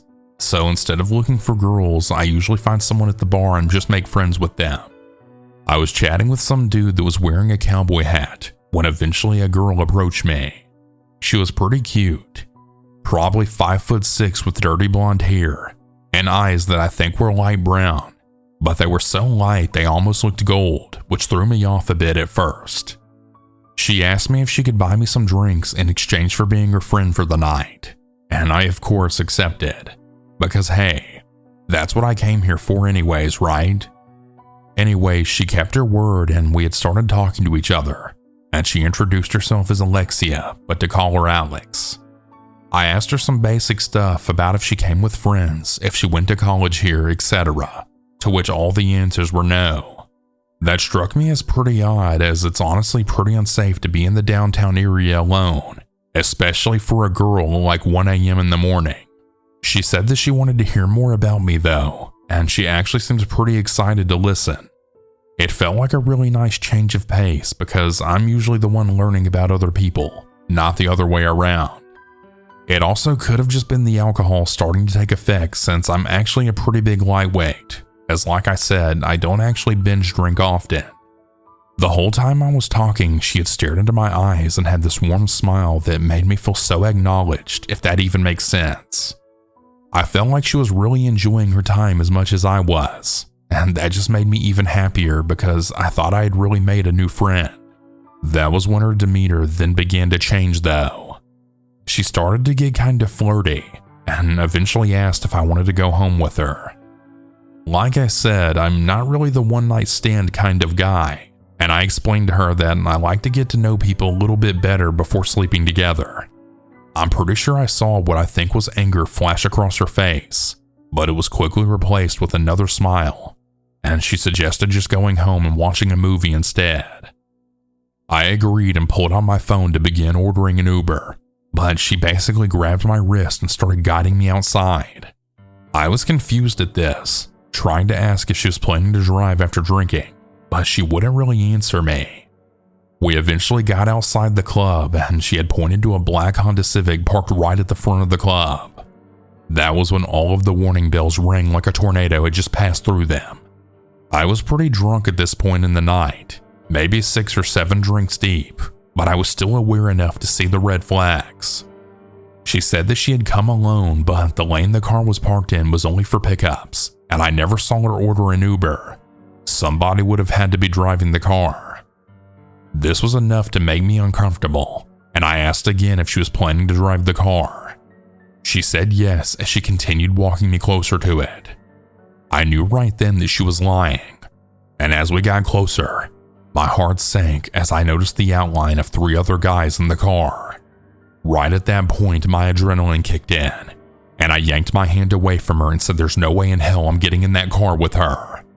She tried begging me one more time, saying that she really wanted to have sex and would let me do whatever I wanted, but I had already turned around and started to walk back to the club. She started cussing me out then, practically screaming at the top of her lungs as I walked back up to the bouncers to go in. I texted my friends what all happened, and we all met back up and went home. It was obvious she was going to college bars trying to get guys drunk before offering to sleep with them so she could get them in that car with the 3 other men to then rob them and do God knows what else. I called my city's anonymous tip line, and I left a detailed description of the girl, car, and the place where it happened. That night was a real wake-up call for me, and I'm so thankful that despite being drunk that night, I was able to piece together what was actually happening before it was too late. Please remember to always be safe when going out with your friends, especially when it's late at night or if alcohol's involved. I'm currently a 17-year-old male, so when I was 13, I went to Comic-Con with my grandparents in my country, which was held in our capital city. I met up with some of my older online friends who were in the ages of 17 to 19. Yeah, I was a stupid kid back then. They invited me to a bar near my hotel and asked me to bring my grandparents with me just to be safe, and thank God they told me to do that. The moment we sat down at the bar, my grandparents sat a few tables away but still being able to see me, and basically I mostly just spent time talking with my friends. It was nice, but I had noticed a man sitting on the same bench as me but on the other end. Each time I looked over at him, he was closer and closer. Well, finally my grandma comes over to me and told me to get up because we're leaving, and so I did. I then told my friends that I'll see them the next day. Well, when we got to the hotel, my grandmother told me that she saw the guy rubbing himself while he was looking at me, and it looked like that he was relieving himself while staring at me, and that when he got too close, my grandma saw him start to slowly reach for me under the table, probably trying to grab my private part. Since then, I never met up with any of my older friends in any kind of bar or anywhere. I was really young and stupid back then, but yeah, pretty crazy. The story isn't mine, but my grandmother's. My grandma, we'll call Mary, was a very small woman. A stiff breeze could blow her away. My dad and his 3 brothers would make jokes about how she could fit in their pockets for my whole childhood. She told me this story when I was a teenager as a way to remind me to always be vigilant. We're in Canada, and the drinking age in my province was, I believe, 18 at the time. This would have happened in the late 60s into the 70s. My grandma had gone to the bar for some drinks. Now, it's been a long time since this story's been told to me, as I'm now 30 years old myself, and my grandma told me when I was under the age of 18, so some of the details are fuzzy. But my grandma had been having a few drinks and had gone to the bathroom, leaving her drink unattended. She came back and drank it as if nothing had happened. She was having a good time, but it started to feel funny. She said that her body started to feel weird, so she got up and managed to get herself up to the bathroom again and locked into a stall before her body stopped working properly and she lost the ability to move. I'm not sure how long she was in the bathroom for, but she stated that she stayed in that stall until whatever had been put into her drink started to wear off and she was able to go home. She never found out who drugged her and never left a drink unattended again. Now, the story isn't all that scary compared to many others, but that could have ended very badly for my grandma. Moral of the story: never leave your drink unattended, and if you do, just buy a whole new drink. You never know if someone could have slipped something into your drink, and you may not be as lucky as my grandma was. Stay safe, everyone.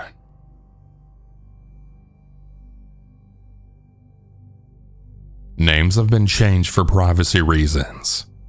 This story begins at the end of 2011 when I had just turned 19 years old. I was a freshman at the university in my city that I grew up in, and I was looking for a new job. I had finally found one as a server at a downtown bar that was just shy of a mile away from my dorm. I didn't have a car at the time, so I would either walk to work or ask friends for a ride. I actually liked walking though. It gave me some time to clear my head from my crazy college schedule. My coworkers at the bar were really nice and welcoming, but one certain worker, a bouncer named Jason, gave off extremely creepy vibes. He was a big guy about 6 foot tall and well over 350 pounds. Not the muscly type of 350 pounds though, more so the obese type. Not trying to be mean, just trying to paint a picture. I never really spoke to him, but oftentimes I'd feel him staring at me, or he'd just stand uncomfortably close to me. I just always had a bad feeling when he was around, which is not how you want to feel around someone whose job it is to protect you. I think the only words ever exchanged between us were a quick hi or thanks. One night I ended up closing the bar, and my manager asked how I was getting back to my dorm. I told him I was going to walk, but it was 1 a.m. at that point, and my manager insisted that I let Jason give me a ride. I tried to politely decline, but he wouldn't take no for an answer. I also figured that maybe I was just paranoid about the bad vibes. I reluctantly accepted the ride and got in his car. We didn't talk the entire ride, aside from me giving him directions on how to get to my dorm. Luckily, it was a short ride. He followed my directions and dropped me off. I just said thank you, got out, and then went inside. I breathed a sigh of relief and told myself that I was just way too harsh on the guy. I shouldn't judge someone just because they're awkward and conventionally unattractive. I only worked at that bar for another 2 months, and I never really spoke to Jason again other than our usual greetings. And luckily, I didn't have to take any more rides from him before I quit. Now, I'm going to give you some background information about my social media presence. I have a Facebook that I've always kept very private, and that's where I have only very close friends and family. My Instagram, however, was public, although I only posted every few months, so it wasn't really a big deal to me. Anyway, a few months after I stopped working at the bar, I got a notification that I had a friend request on Facebook. The name on the account was none other than Jason the Bouncer. He didn't have a profile picture though. It was just his name and a fairly blank profile. I never told him my last name nor tagged the bar on my Facebook, so I thought it was weird that he'd found me. But I just figured he'd seen my name on some paperwork at the bar or something. I had no interest in being friends with him, so I declined his request and blocked him. A few months later, I checked my new followers on Instagram, and I saw his name and blank profile picture yet again. I got a sinking feeling in my stomach, but I figured he just didn't get the hint on Facebook, so I decided to block him on Instagram and just be done with it. A few years went by and I'd forgotten all about him, but then randomly in 2014 I had a new friend request from Jason. He had created a whole new Facebook profile. This one was also faceless. I was really annoyed because why would he think that I would accept him after I'd already blocked him on both of my socials? For the third time I blocked him and just went on with my life. Fast forward a few more years when yet another faceless Jason profile popped up on my Facebook and tried to add me. At this point, I was really annoyed and creeped out because he was being way too persistent and clearly didn't know how to take no for an answer. So what did I do? You guessed it. I blocked him again. This pattern happened a few more times throughout the next few years, but never really escalated beyond new profiles and friend requests. Until this year in 2024. I'm 31 years old now, married with 2 beautiful daughters. We were hanging out at home one night when I got a text from a random number that I didn't recognize. It said, "You're a beautiful person, Alyssa, inside and out." It confused me because this was such a random yet personal message. It seemed friendly though, so I wasn't initially alarmed. I responded and then said, "Thank you, I'm sorry, but I don't have your number saved. Who is this?" The response I got was, "To be honest, it's Jason from a decade ago." I read online about someone who was struggling. She said that if it wasn't for her babies, she wouldn't be here. I got upset. I wasn't going to text you, but I did anyway. If that was you, I want to help you. I'm sorry for everything. And if you want me to go away, just tell me and I'll never bother you again. I come in good faith. I was immediately on edge, but again, I was confused because I knew 2 Jasons. One was the creepy bouncer that I'd never truly spoken to, and the other was a guy that I dated for a few months back in 2016, which was pretty close to a decade ago. I was honestly thinking it was my ex because there's absolutely no way that bouncer Jason would have my number. So I reluctantly replied, "Jason who?" He replied, "Jason that used to work at the bar with you." My heart sank. I was too stunned to speak for a few minutes. My mind was racing. What was he even talking about in that message? I'd never posted anything of that sort on any of my social media, nor had I even had those thoughts. I had no idea what he was talking about, and more importantly, how did he get my phone number? I had never given him my phone number 13 years ago, and even if he had somehow gotten it from our old boss, my phone number has changed a few times over the years. There's no way that he should have had it.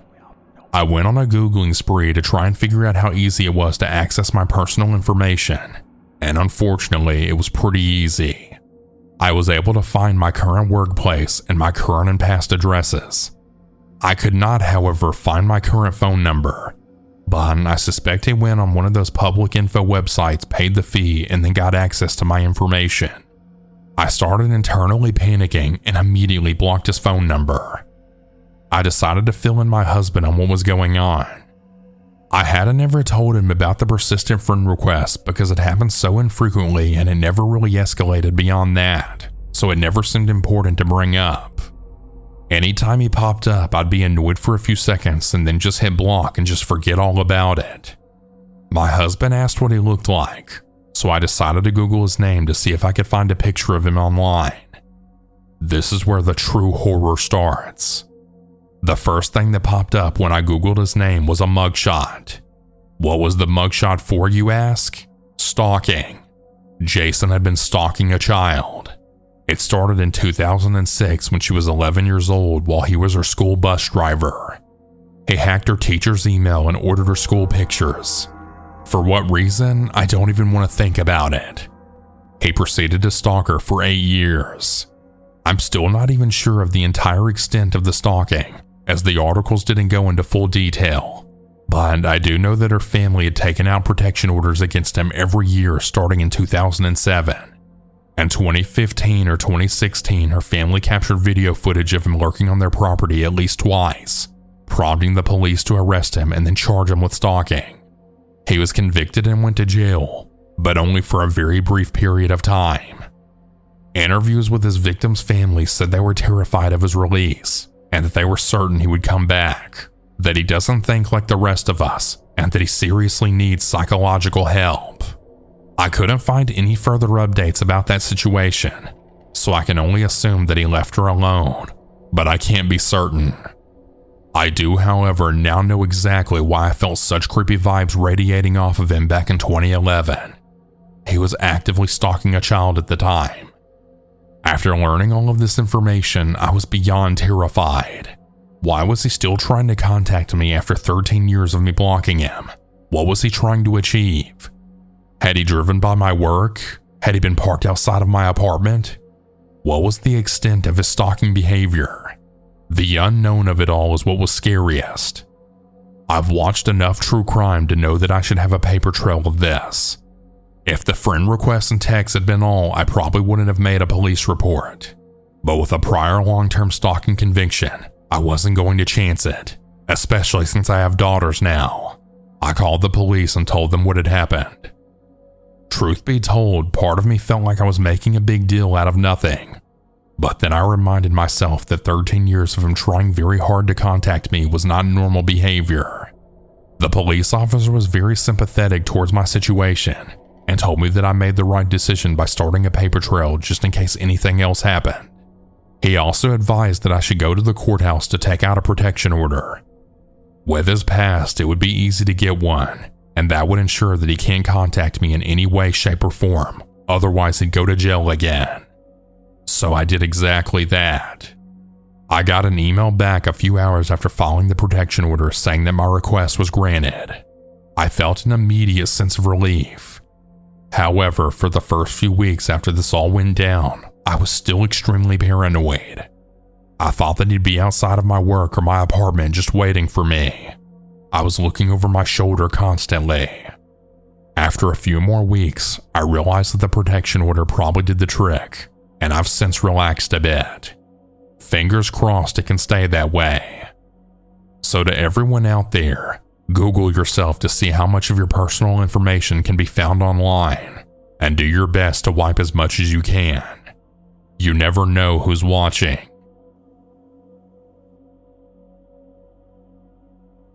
Hey everyone. Before I get started on this story, I wanted to say that this is a very popular story. You've probably heard this one before, either by me or another narrator. I'm pretty sure I narrated it a long time ago, but I felt like it really fit this topic, so I decided to just re-narrate it and include it in this video. I'm sure that once you start listening, you'll recognize it if you've already heard it, but if you just want to go ahead and skip it, I have the timestamps in the pinned comment if you want to do so. I just wanted to mention that before we get started. Without any more interruptions, let's continue. One time I went to the bar with one of my friends. I had just turned 21, so I hadn't been to much bars up to that point. My friend was drinking on the way to the bar, so he was already pretty drunk when we got there. When I sat at the bar, a really cute girl came and talked to me and my friend. She said that her name was Candace, and I noticed that she had really bright red hair. I assumed that she dyed it. It was pretty but unnatural. Anyways, this girl was flirting with both me and my friend. You could tell that my friend was already very drunk. To be honest, I played along like I was drunk already too, since it seemed to be working for my friend. I didn't know if she was just trying to get free drinks, so I told her that we didn't have much money. She offered to buy us drinks. She kept buying us drinks, and I started to get confused as to who she liked between me and my friend. My friend then went to the bathroom. Before he came back, he was then kicked out by the bouncers. He was too drunk, I guess. Candace and I went outside with them. She kept telling him to go home with her. He was so out of it though that he could barely answer her. I told her that he was too drunk and that I couldn't let him go anywhere. I didn't want him to wake up hungover in some random house with no car and no idea of what happened. Candace kept pushing it, saying that she would take care of him. But I told her no because I had to stay with them and I was more sober than him. He was my responsibility. I told her the only way he was going anywhere was if I tagged along. I assumed that she thought I was jealous or cock-blocking, but my friend could barely stand and had lost interest in Candace already at that point. She immediately had started flirting with me and offered to get my friend a taxi to drive him home and said we could go to her place alone. At this point, I had already had a few drinks and I was pretty buzzed, so I agreed. We took my friend to the taxi and walked to her car. I stumbled slightly on the way to her car. "Wow, you're pretty drunk, huh?" she said, smiling as she held onto my arm. "Yeah," I said. I don't know why, but I just felt slightly shy and anxious. Everything was just happening way too easy for me, so I felt uneasy. We got in her car and we drove down the street. "You want to stop at the liquor store and get some more to drink? I'll buy it, so don't worry about paying," she offered. I didn't want to drink any more than I already did. I was already buzzed and I wanted to be able to carry myself through the rest of the night. Sometimes I make myself look stupid when I'm drunk, so I didn't want to ruin anything with Candace more than I already did earlier by telling her my friend was too drunk. I told her that I was already drunk enough, but she insisted. I didn't want to seem lame, so I told her to just give me a pint of liquor with some apple juice to chase it with. She went in the store and came out with a lot more than just a pint. I assumed that she wanted to drink more also, and that's why she got a fifth instead of a pint. On the car ride, we passed the bottle back and forth, but she took tiny sips. I tried to take tiny sips too, but she just kept passing me the bottle and telling me to drink. I somehow managed to drink all of my apple juice and pretend to drink the bottle by spitting the liquor in the apple juice bottle. I tossed the apple juice bottle full of liquor out the window before she saw it. I didn't want her to know that I was acting drunker than I was. She actually believed I was sloppy drunk when I was simply just buzzed. I took a couple of more sips of liquor and finished the bottle. Throughout the car ride, I'd called her the wrong name a couple of times to get a reaction out of her. She didn't react to it. She just kept letting me call her Carla without correcting me. For some reason, I thought she had lied to me about her name initially. We drove up to her house. I pretended to trip and then stumbled into her front door. She helped me walk inside by holding me up. She opened her front door, which was unlocked. We walked in her house and she closed her front door and then locked it. I thought that was strange, but assumed that she just didn't want anyone walking in on us. I told her that I had to use the bathroom. I walked into her bathroom, locked the door, and looked in the mirror. I just felt strange. I felt like something was off. I felt myself becoming more drunk from finishing the bottle earlier. I turned on the sink to make noise, and I made myself puke up the liquor I drank. I flushed and went to the sink and started to drink the tap water out of my hands to sober up.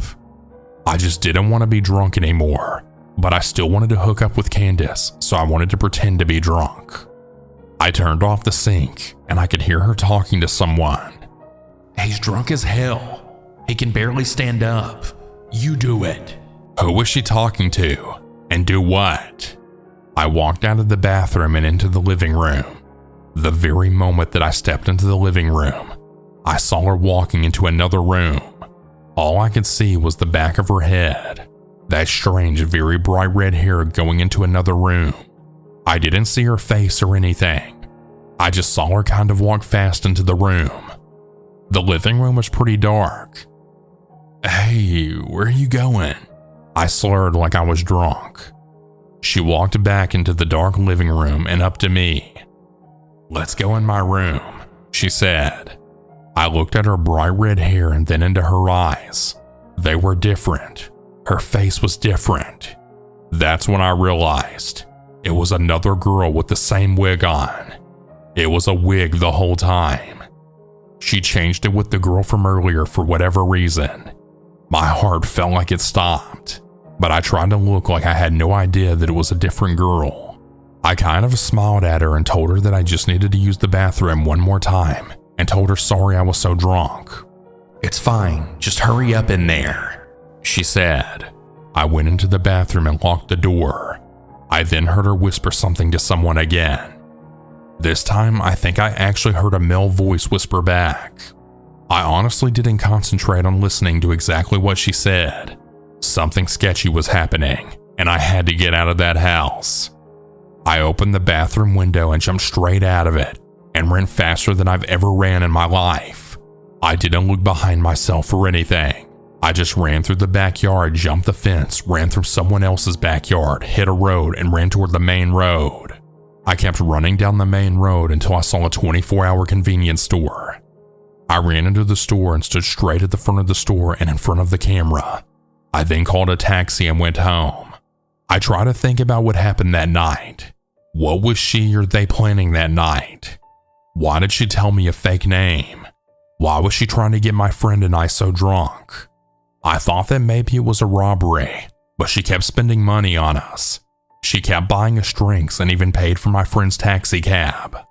And mostly, why did she wear a wig that she gave to another girl to wear? Who was she talking to? What did it mean? And what was in that room they tried to lure me into? The next day after this incident, I went back to the house with a couple of friends just to see what was going on. Nobody was there. No cars, no people, nothing. Just an empty house. I ended up finding out that the house was a summer rental, and whoever those people were, they broke into that house and used it only for that night and never came back.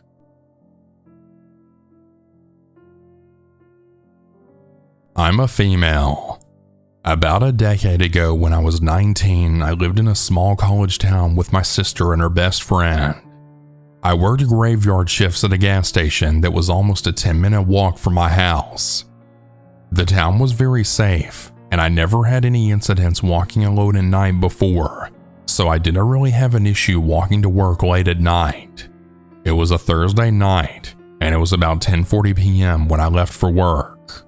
The road was pretty dead, and it felt like I was the only living soul traveling along the road, until a white sedan pulls up to the left of me. The guy rolled down his passenger window and looked to be in his early 50s. He bluntly said, "Hey sexy, where are you going?" I just glared at him and continued walking, ignoring him. He drove, keeping up with my pace, and asked, "You want to go to the bar with me?" I just told him no and continued walking. He gets annoyed and tries guilting me into going by saying that he's lonely and that he wants a girl to keep him company, but I then yell for him to go away. He gets pissed and pulls a gun out of the side door and then points it at me, yelling, "Get the hell in the car, now! You're gonna go to the bar with me!" "Hell no, I'm not," I told him. I was internally flipping my crap, and my mind was racing trying to figure out how to get the hell out of this. But thankfully an idea came to my head. I yelled a lie. "My dad's a sheriff in this town. If I go missing, he'll find you." I don't know if he actually believed me or realized I was more work than I was worth to him, but he then screamed, "You whore!" Then he sped away. I stood there frozen for a minute, taking in what just happened. But then I came to my senses and sprinted to work, where my supervisor comforted me and I filed a police report. I never walked a word by myself again after that night. So my username is gonna be Fat Granddaddy, just for the sake of this story. I had just turned 22 and I was working F&B, and they had just promoted me from server to behind the bar, and I couldn't be more excited. Now, being a young, somewhat attractive female in F&B, you get a lot of creeps. You learn to shrug them off almost as they're not even being a creep though. With that said, it takes a lot to creep me out. So I'm being trained behind the bar one night when this random guy comes in. I say random because you see the same people every day. He's probably late 40s or early 50s. He sits down, asks me some questions about some beers, and makes general small talk. His first impression was polite and kinda chatty, but nothing out of the normal. He finishes his food and orders another beer, and then his demeanor changed. He made a comment about how cute I was after I did something ditzy and clumsy. I laughed it off and just made a dumb blonde joke. Then out of nowhere, he actually says, "You know, I could totally just kidnap you." What the hell? Okay, that's awkward. But I don't want to make this an even more awkward situation. I should joke it off. So me being dumb, I respond back. I'm working a double. I really wish I could get kidnapped. Yeah, I messed up. What are you doing after work? What time do you get off? He asked me. I immediately become short with him, shutting him down and name dropping my boyfriend left and right. When I started name dropping my boyfriend, he made it very clear that my boyfriend ain't crap, that my boyfriend has nothing on him, etc. I was becoming rude at this point to this man, and he was still not even letting up. I tried just ignoring him and just staying away from that general area of the bar, but he would not stop calling me by my name. When I'd go to check on him, if he didn't need anything, I'd walk away. But he wouldn't let me out of sight, and his stare was predatory. And I kid you not, he literally would lick his lips when I looked his way. I finally admitted defeat and told the girl training me that I didn't want to serve him anymore, and that I refused to interact with him anymore. She took over, and anytime that he tried calling me over, she'd cut him off and be like, "How can I help you, sir?" I figured he got the hint because he stayed glued to his phone and avoided looking at me or anyone else. I got cut maybe an hour later. I grabbed my car key and walked out the back door and started walking to my car. I wasn't really worried about anything until I started crossing the street and the voice in my head started screaming, "Run!" I took off running to my car, but since you could see my driver's side from the back door, my inner voice told me to climb in through the passenger side. As I'm trying to climb into my driver's seat from the passenger side without being seen, I come to the realization that I'm being ridiculous. So I pop my head up and guess what? This guy is right in front of my car. I almost ran him over hauling it out of that parking lot. So yeah, you'd think that's the end of the story, right? Wrong. The next night, I'm helping my manager with a catering order that's about to be picked up when the phone rings. I answer the phone. Hey, this is Fat Granddaddy. How can I help you? Oh, hey, Fat Granddaddy. It's Greg. How you doing, baby? I'm doing fine. No idea who this is at this point. I'm really glad you answered the phone. I wasn't sure you were working tonight. Okay. You don't know who this is, do you? No, I don't. It's Greg from last night, remember? It finally clicked and I looked mortified. And my manager was mean mugging me because I sounded like an idiot and we needed to knock out this order. So, did you want to place a to-go order? No, baby. I just wanted to make sure you were working. I'll see you soon. I hung up and my manager was like, "What the hell was that?" So I told her everything about the night before. So when he shows up, she has me point him out to her. He sits at the bar and tries to speak to me right off the bat, but the bartender intervenes immediately. Within 5 minutes of him showing up, the manager was not digging the vibes from him, as well as the way he was watching me. She calls me over and tells me she's sending me home early. Now, our restaurant has an upstairs for storage and offices. There are 2 staircases, one towards the back of the restaurant and one to the front. She tells me to grab my stuff and go up the back staircase. I totally understood what her plan was. I ran up the back staircase and halfway down the front. If you stand about halfway up the front staircase, you can pretty much see the whole restaurant. So I peeked my head and my manager immediately waved me to hide back upstairs. A few minutes later, a kitchen guy comes up the stairs and grabs me, and we go out the front door, and he walks me around the block to the back parking lot to my car. My manager caught me in the parking lot before I left. Basically, since the back staircase is near the back door, he thought that I left and went to follow me out again. My manager confronted him and he got banned. Haven't seen him since.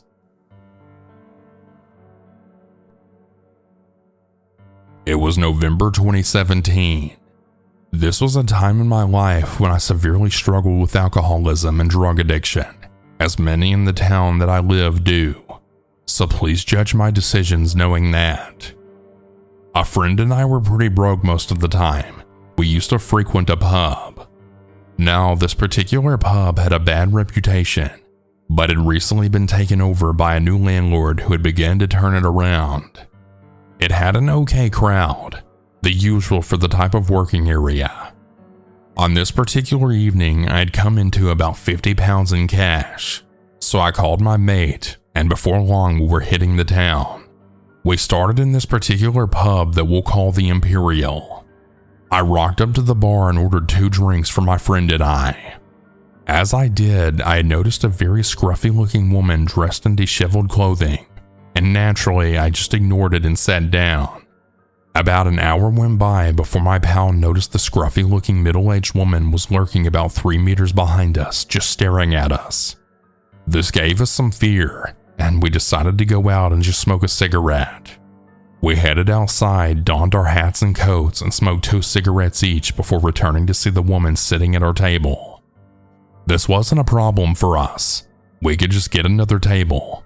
But as we walked over, she stood up and returned to her original position, so we took back our old table. Upon sitting down, I see the woman begin to approach the table. She stands behind him and then starts touching his shoulder. He turned around and then asked, "Hey, what are you doing?" She swiftly replies in a very high-pitched voice, "Can I please sit here?" This was when I realized that my friend had completely misheard the question. He thought that she said, "Hey, can I have a cigarette?" So he just replied with, "Yeah, sure." She then dropped herself down in the seat next to her. It was really awkward in this new formed threesome. What made it particularly worse is that she just maintained the same overbearing smile, not moving at all. It was with all this that I had presumed that she may be mentally challenged. My cousins have similar issues, so I decided to be nice and involve her for a little while. After all, she seemed harmless. This was a mistake. After trying to involve her in the conversation with no luck, I signaled to my friend to go for a cigarette, and she stayed at the table. While outside, my friend and I talked about how awkward it was and how we wanted to leave, and decided to leave the back way without her seeing us. It was at this moment that I realized I had left my phone on the table with her.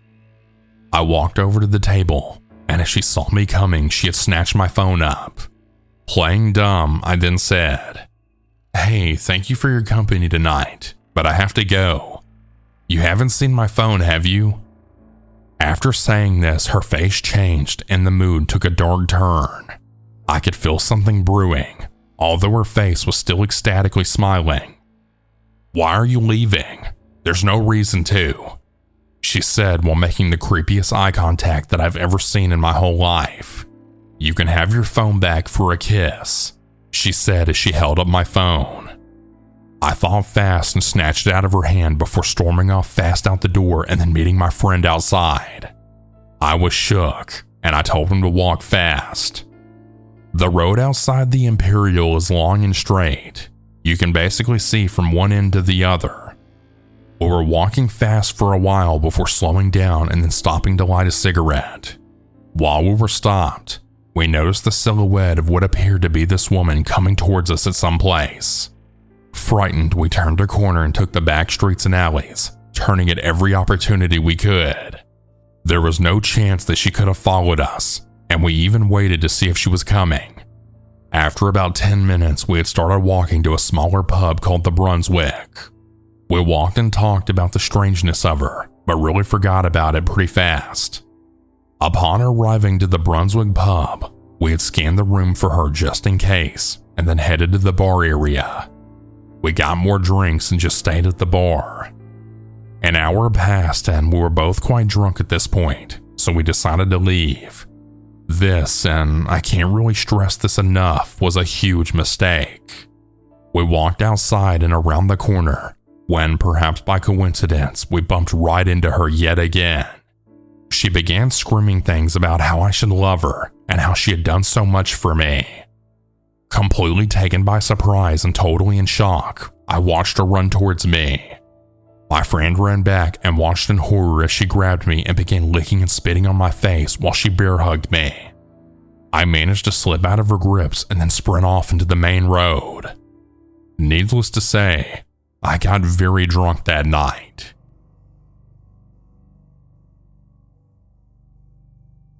So I'm currently a 23-year-old student living in London. The story takes place about 8 months ago when I was still in my hometown. It still freaks me out to this day. So about 1 year ago, I had started working in a local pub right near my house. I had got the job there as my friend Louise was the manager, and she desperately needed staff. My first few weeks there were uneventful. The pub was pretty dead most of the time, other than a few of the regulars, Harry and Ben, that Louise was friendly with, and eventually so was I. As it was nearing Christmas, the pub had started to become busier, and there were more unfamiliar faces. One face in particular was this man whose name that I never learned, but for the sake of the story, we will call him Tim. Now, Tim was probably in his late 40s or early 50s, was of quite stocky build, bald, and often wore tattered clothes and smelled like he didn't wash himself very often. Other than the weird vibe that he generally kept to himself, ordered pints and sat on his own, Tim's presence started off as seldom but increased. He would appear mostly when the pub was empty and when I was there on my own, and always silent as a mouse. I would be doing something such as wiping the back of the bar or cleaning the nozzles, and I would turn around and he would just be standing there, silently waiting for me to serve him. He wasn't a particular talkative kind of man, but my pub attracted quite a few quirky and colorful characters, so this wasn't a strange occurrence. One Friday night when we were quite busy, he kept trying to get my attention. I apologized to him and advised I was serving someone else who had a large order, but that I would be with him as soon as I could, and he became increasingly angry. When I eventually got to serve him, he just stared at me blankly and then left the pub. I thought nothing of it and just got on with my shift. Now, my friend Louise, being the manager, also lived right above the pub. So once everyone was out and we had closed, she would go upstairs and I would lock the door behind me and then post the keys through the letterbox. Normally after my shift, I would go to the 24-hour Tesco's to go grab a late night snack, as we often didn't have time to eat during our shifts on the weekends. My home is then only a 10-minute walk away from the Tesco's. As I was crossing the road to get to the shop, I noticed Tim sitting on a wall staring at me, which made me feel uneasy. I walked quickly to the Tesco's, got my meal deal, as well as some sweets, and then left. As I was walking out of the Tesco's, I had noticed a figure lurking in the car park, which was badly lit. I walked as fast as I could to get out of the car park, and I heard walking behind me. As I reached the brightly lit main road, I felt a hand on my shoulder. It was Tim. He asked if he could walk me home. I panicked. I advised him I would be staying at the pub tonight as I had to open in the morning. I then ran to the pub and called Louise and told her that I didn't feel safe walking home. She let me come upstairs and we ended up just laughing about it. A few hours later at about 3 a.m., I felt that it was finally safe now and that he had to have left by now, so I walked home and I was fine. I woke up the next day to a banging on my door.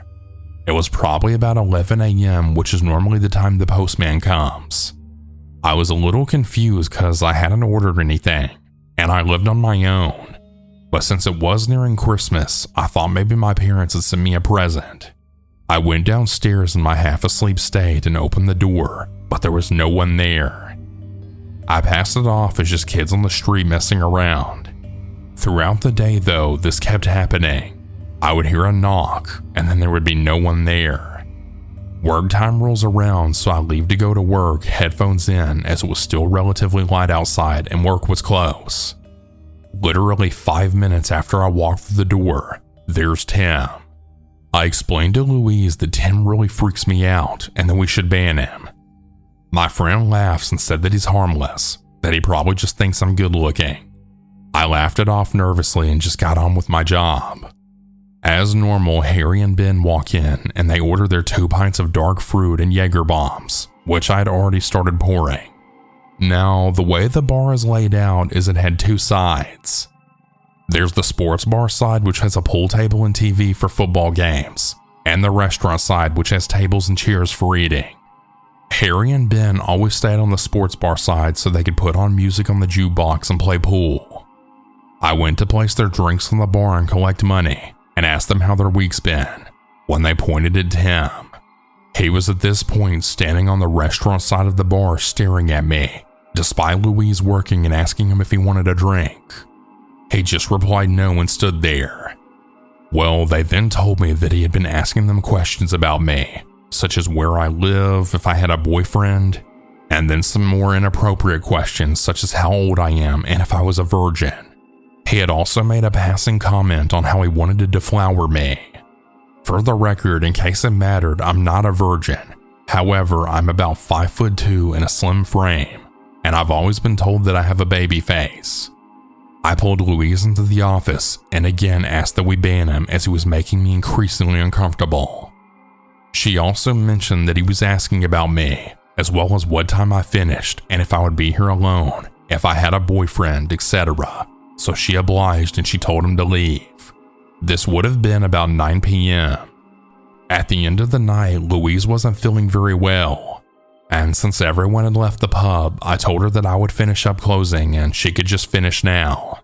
So I get on with it, wiping tables and restocking the bar. I came up from the cellar where we kept all the bottles, and I saw a figure standing by the door to the smoking area.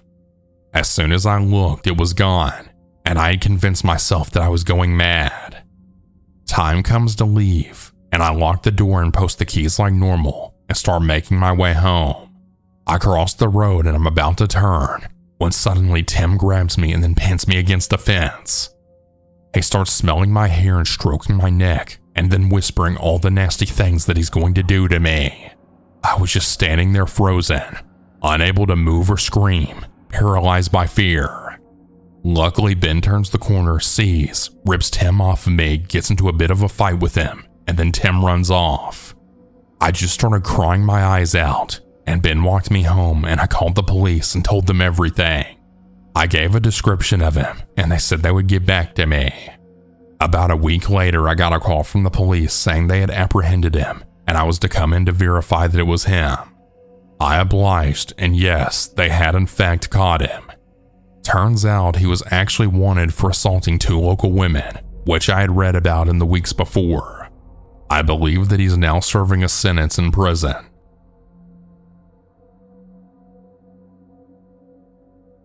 This happened 3 summers ago, but I remember the main events. To preface this, I've been on a shocking amount of dates, and I've put myself in many foolish situations in the past.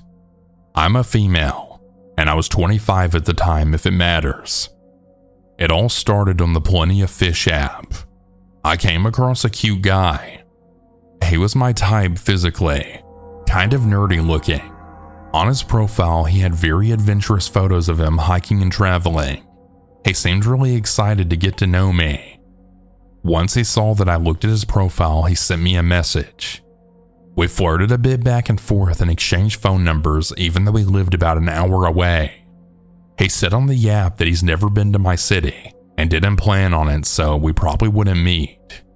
I respected his honesty. I don't like wasting my time. One day shortly after meeting him online, he had texted me randomly saying he's in my town for some work thing, and he invited me to a bar that he was at. I decided to meet up since I was already in the area.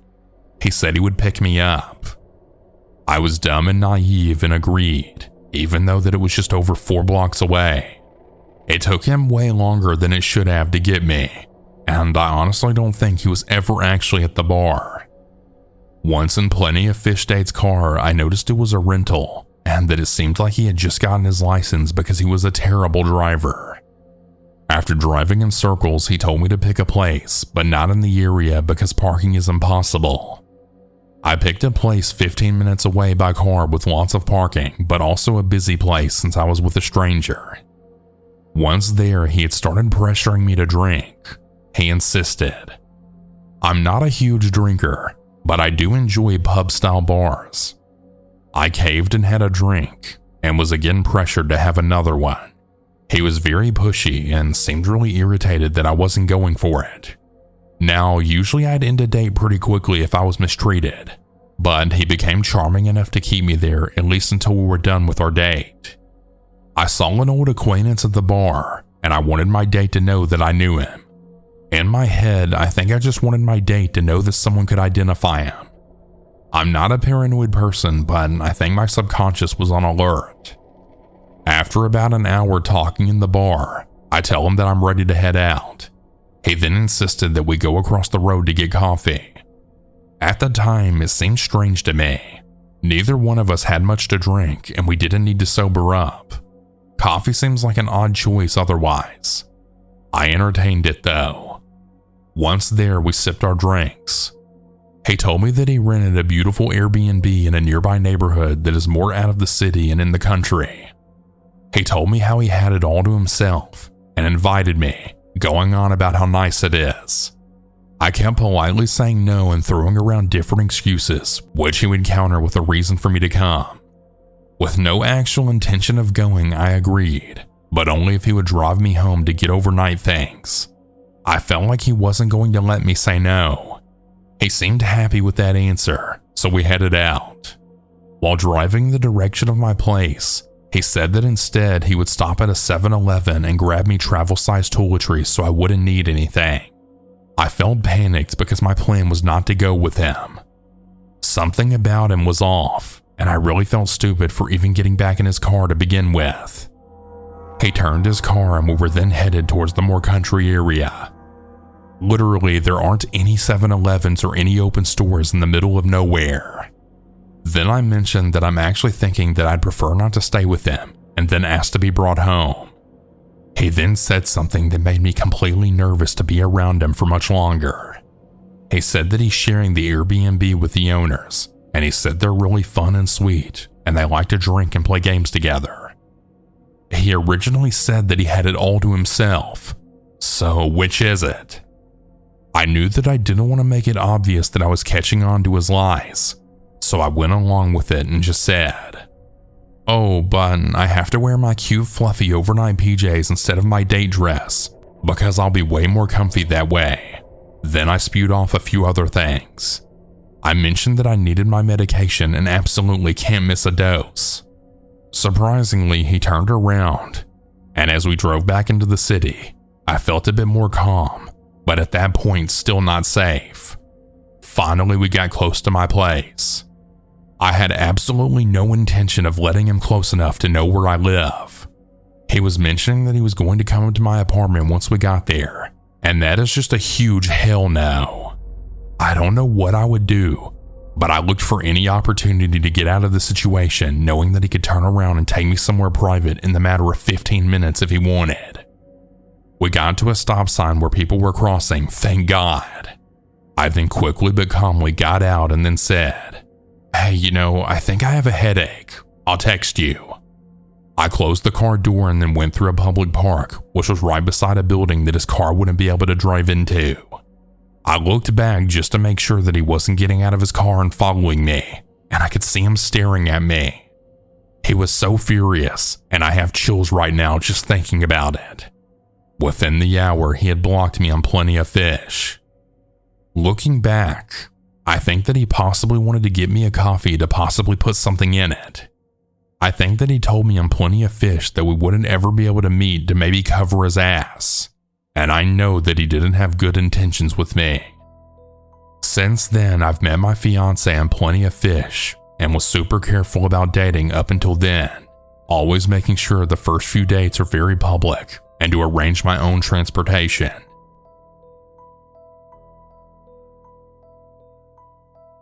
This happened about 15 years ago. At the time, I was dating around and I had a few creepy encounters during that time, but this guy takes the cake. He was an acquaintance my brother had met at a bar a few times and was showing around the local area because he was new to the country. My brother set us up because he was apparently desperate for a girlfriend, and I guess I was pretty desperate too because we went on a date together. The date was probably the worst date I've ever been on. I showed up to the restaurant we were meeting at. He was late, which isn't a huge deal, so I let it slip and we went to sit down. To be honest, I knew from the start I wasn't really attracted to him, but I thought I would be polite and see if we'd have a nice night. He started off polite too.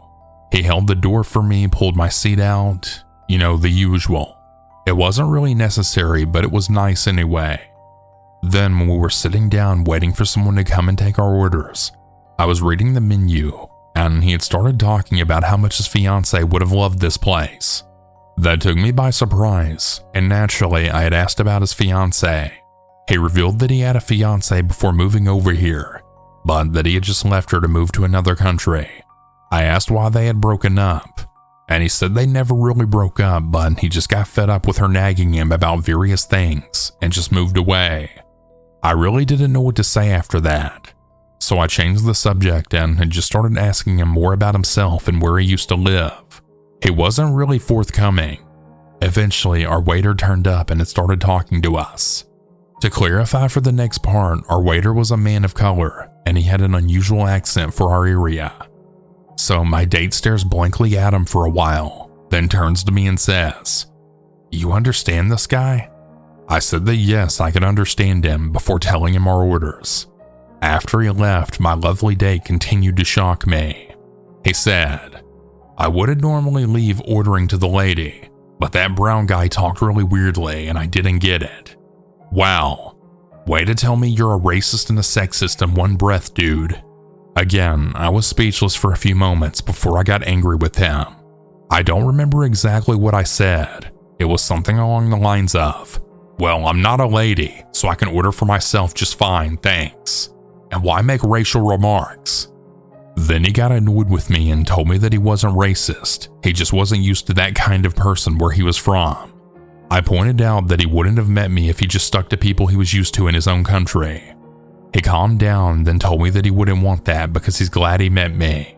Honestly, I found that a little weird, given that I didn't see any way to say that this date was going well, and he didn't know me very well at all. But I decided since we had just ordered, I should stay, get my meal, and try to redeem the evening before I leave, and then never see this man again. So I answered some of his questions about me.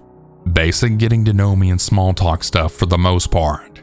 Then started on about my previous dates and if I was a virgin, whether I would be willing to wait until marriage and then be submissive to my husband or not. So I settled for a, "None of your business, now I need to leave." I had checked the prices on the menu, and I left money for my half of the food plus a tip on the table and got up to leave. He said he didn't see why I was being so unreasonable with them, as though this had been a normal date, but then told me that I couldn't expect him to take my money because that was an insult to him. "Fine, dude, you want to pay for a meal that's not getting eaten, you pay for it. I'm not that mad about spending money that I'll stop you." So I took my money back and walked straight out. I just assumed that yes, it was an awful evening, but I wouldn't have to see him again. I wasn't even back to my house when my brother started texting me asking where I was because my date had called him in tears because I had gone off for no reason and he didn't know where I was or what to do. Thankfully, my brother was pretty calm about it and assumed that I had left for a reason. I explained everything to him and he was pretty surprised too. After that night, we both tried to cut contact. My brother had stopped meeting up with the guy and we both blocked the Facebook account we had for him too. My brother also blocked his number because he wouldn't stop texting him asking about me, alternating between being really weird worried about me to saying that he hoped I dropped dead. Then he had started making endless different accounts on social media to harass us. He told my brother that he didn't know why we weren't talking to him. He posted a bunch of weird posts describing me in detail before going on to call me a lot of horrible names. We kept blocking them and moving on. Then the harassment got worse. He either found me and followed me at some point, or got my address from a friend and turned up one day standing around outside my house asking to come in and speak to me. When I refused to let him in, he grabbed my arm to prevent me from going in either, and he started to tell me that he didn't want to let me go because I would never find a man who would love me like he did, and that if I walked away from him again, I would really regret it one day when I was old and lonely. He went on and on like this for ages and ages while I tried to pull my arm away from him before I got fed up with this and yelled at him to get off of me and leave me alone, then kicked him in the shin. He let go of my arm but cursed at me, and he said I was being ungrateful to him, but I took my opportunity to run inside and lock my door. He started banging on my door, then trying to push it inwards. I was getting both upset by this man and just super fed up with his presence in my life. So I grabbed my phone and called the police, telling them that someone was trying to get into my house. I was told that someone would be with me soon, but 20 to 30 minutes later there was no sign of them anywhere, and I was getting quite upset because this man was forcing my door and I thought the lock was going to break soon. So I called my brother who lives nearby just because I knew he would come, even though I wasn't sure if he would be able to help much. About 15 minutes later, my brother turns up, and after a brief conversation that I didn't quite hear outside, the pressure was gone off the door. I waited a few minutes and then texted my brother to see what was going on and if I would be alright to look outside now. He didn't reply, and the next thing I heard was the police turning up. I went to see what was going on. Apparently, after my initial call, they had received another call from a neighbor saying there were two men fighting on my lawn. I had guessed this was my brother and the guy, since my brother looked pretty out of breath and pretty shook up, and the guy wasn't around anymore. My brother explained to the police that he had tried to stop the man getting into my house, and then the man had hit him. I had told my side of the story, and some of my other neighbors were asked what they had seen as well, and were able to tell them about his attempts to get in. Plus, there were marks on the outer side of the door where he had tried repeatedly to get inside. The police went to look for him, and a few weeks after, I was called and I was told that they thought that they found him, but when they wanted me to look at the suspected person, it wasn't the same man. I never heard anything else, and I don't know what happened to him. I didn't see him again, and so I'm probably safe after 15 years. Regardless, I don't ever want to see him again.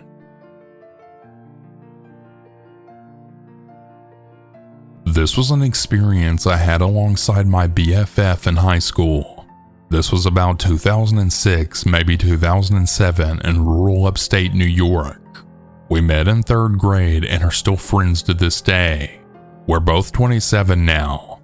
Let me give you some background information now. My friend B and I became instant best friends when we met in the 3rd grade, and we were inseparable. We frequented each other's homes so much that her mom set up her guest room as my room. I had toys, clothes, pictures. Everything I needed was there. I was family.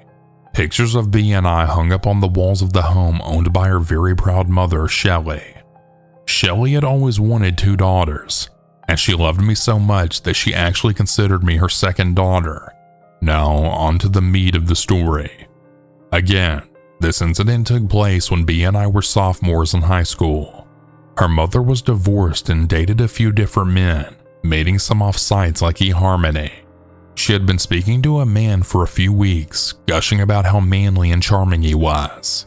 She was really excited and always showed us their profiles before she decided to go on an actual date with one of these men. She would always say, "I need my daughter's stamps of approval." One night she called us to her room and showed us this man that she had been talking all about. His profile was simple, as one would imagine for a middle-aged man in 2007 on eHarmony. The headline read, "Looking for a strong mother." I made a joke about his odd placement for caps and just how strange a way to start out, but we moved forward. It told of his metalwork background, his love of cold steel, and his work in a foundry that kept his icy heart just warm enough. I was honest and I told her it sounded off, but he was handsome. Sporting black, well-groomed hair, a beard, a strong jaw, icy blue eyes, and a relatively fit body for a 40-something-year-old male. I really stressed on the weird vibe. Then B joked how Shelley always picked out the antisocial ones, and we laughed knowing this wasn't wrong.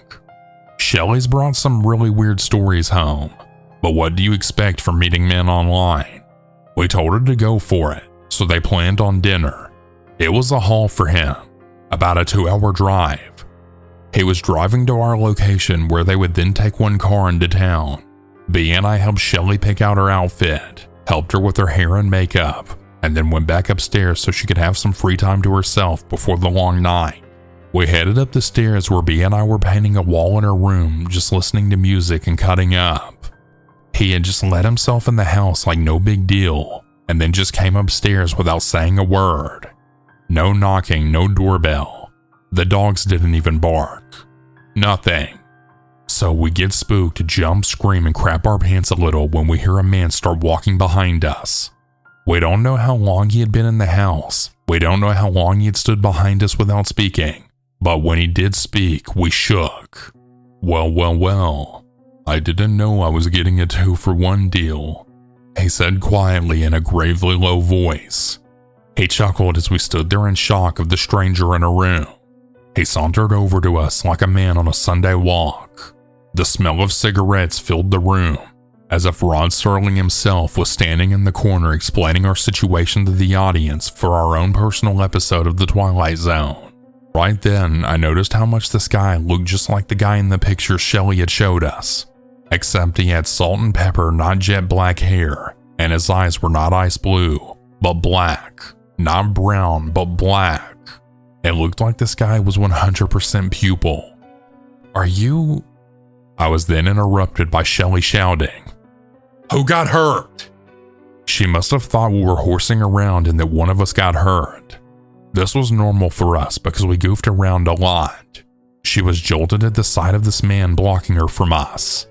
He turned around just as soon as she reached the top of the stairs, and then he held his arms out and said in a way less low tone than he used earlier, "Shelley, you look beautiful. I knocked, but no one answered. I hope it's okay I let myself in.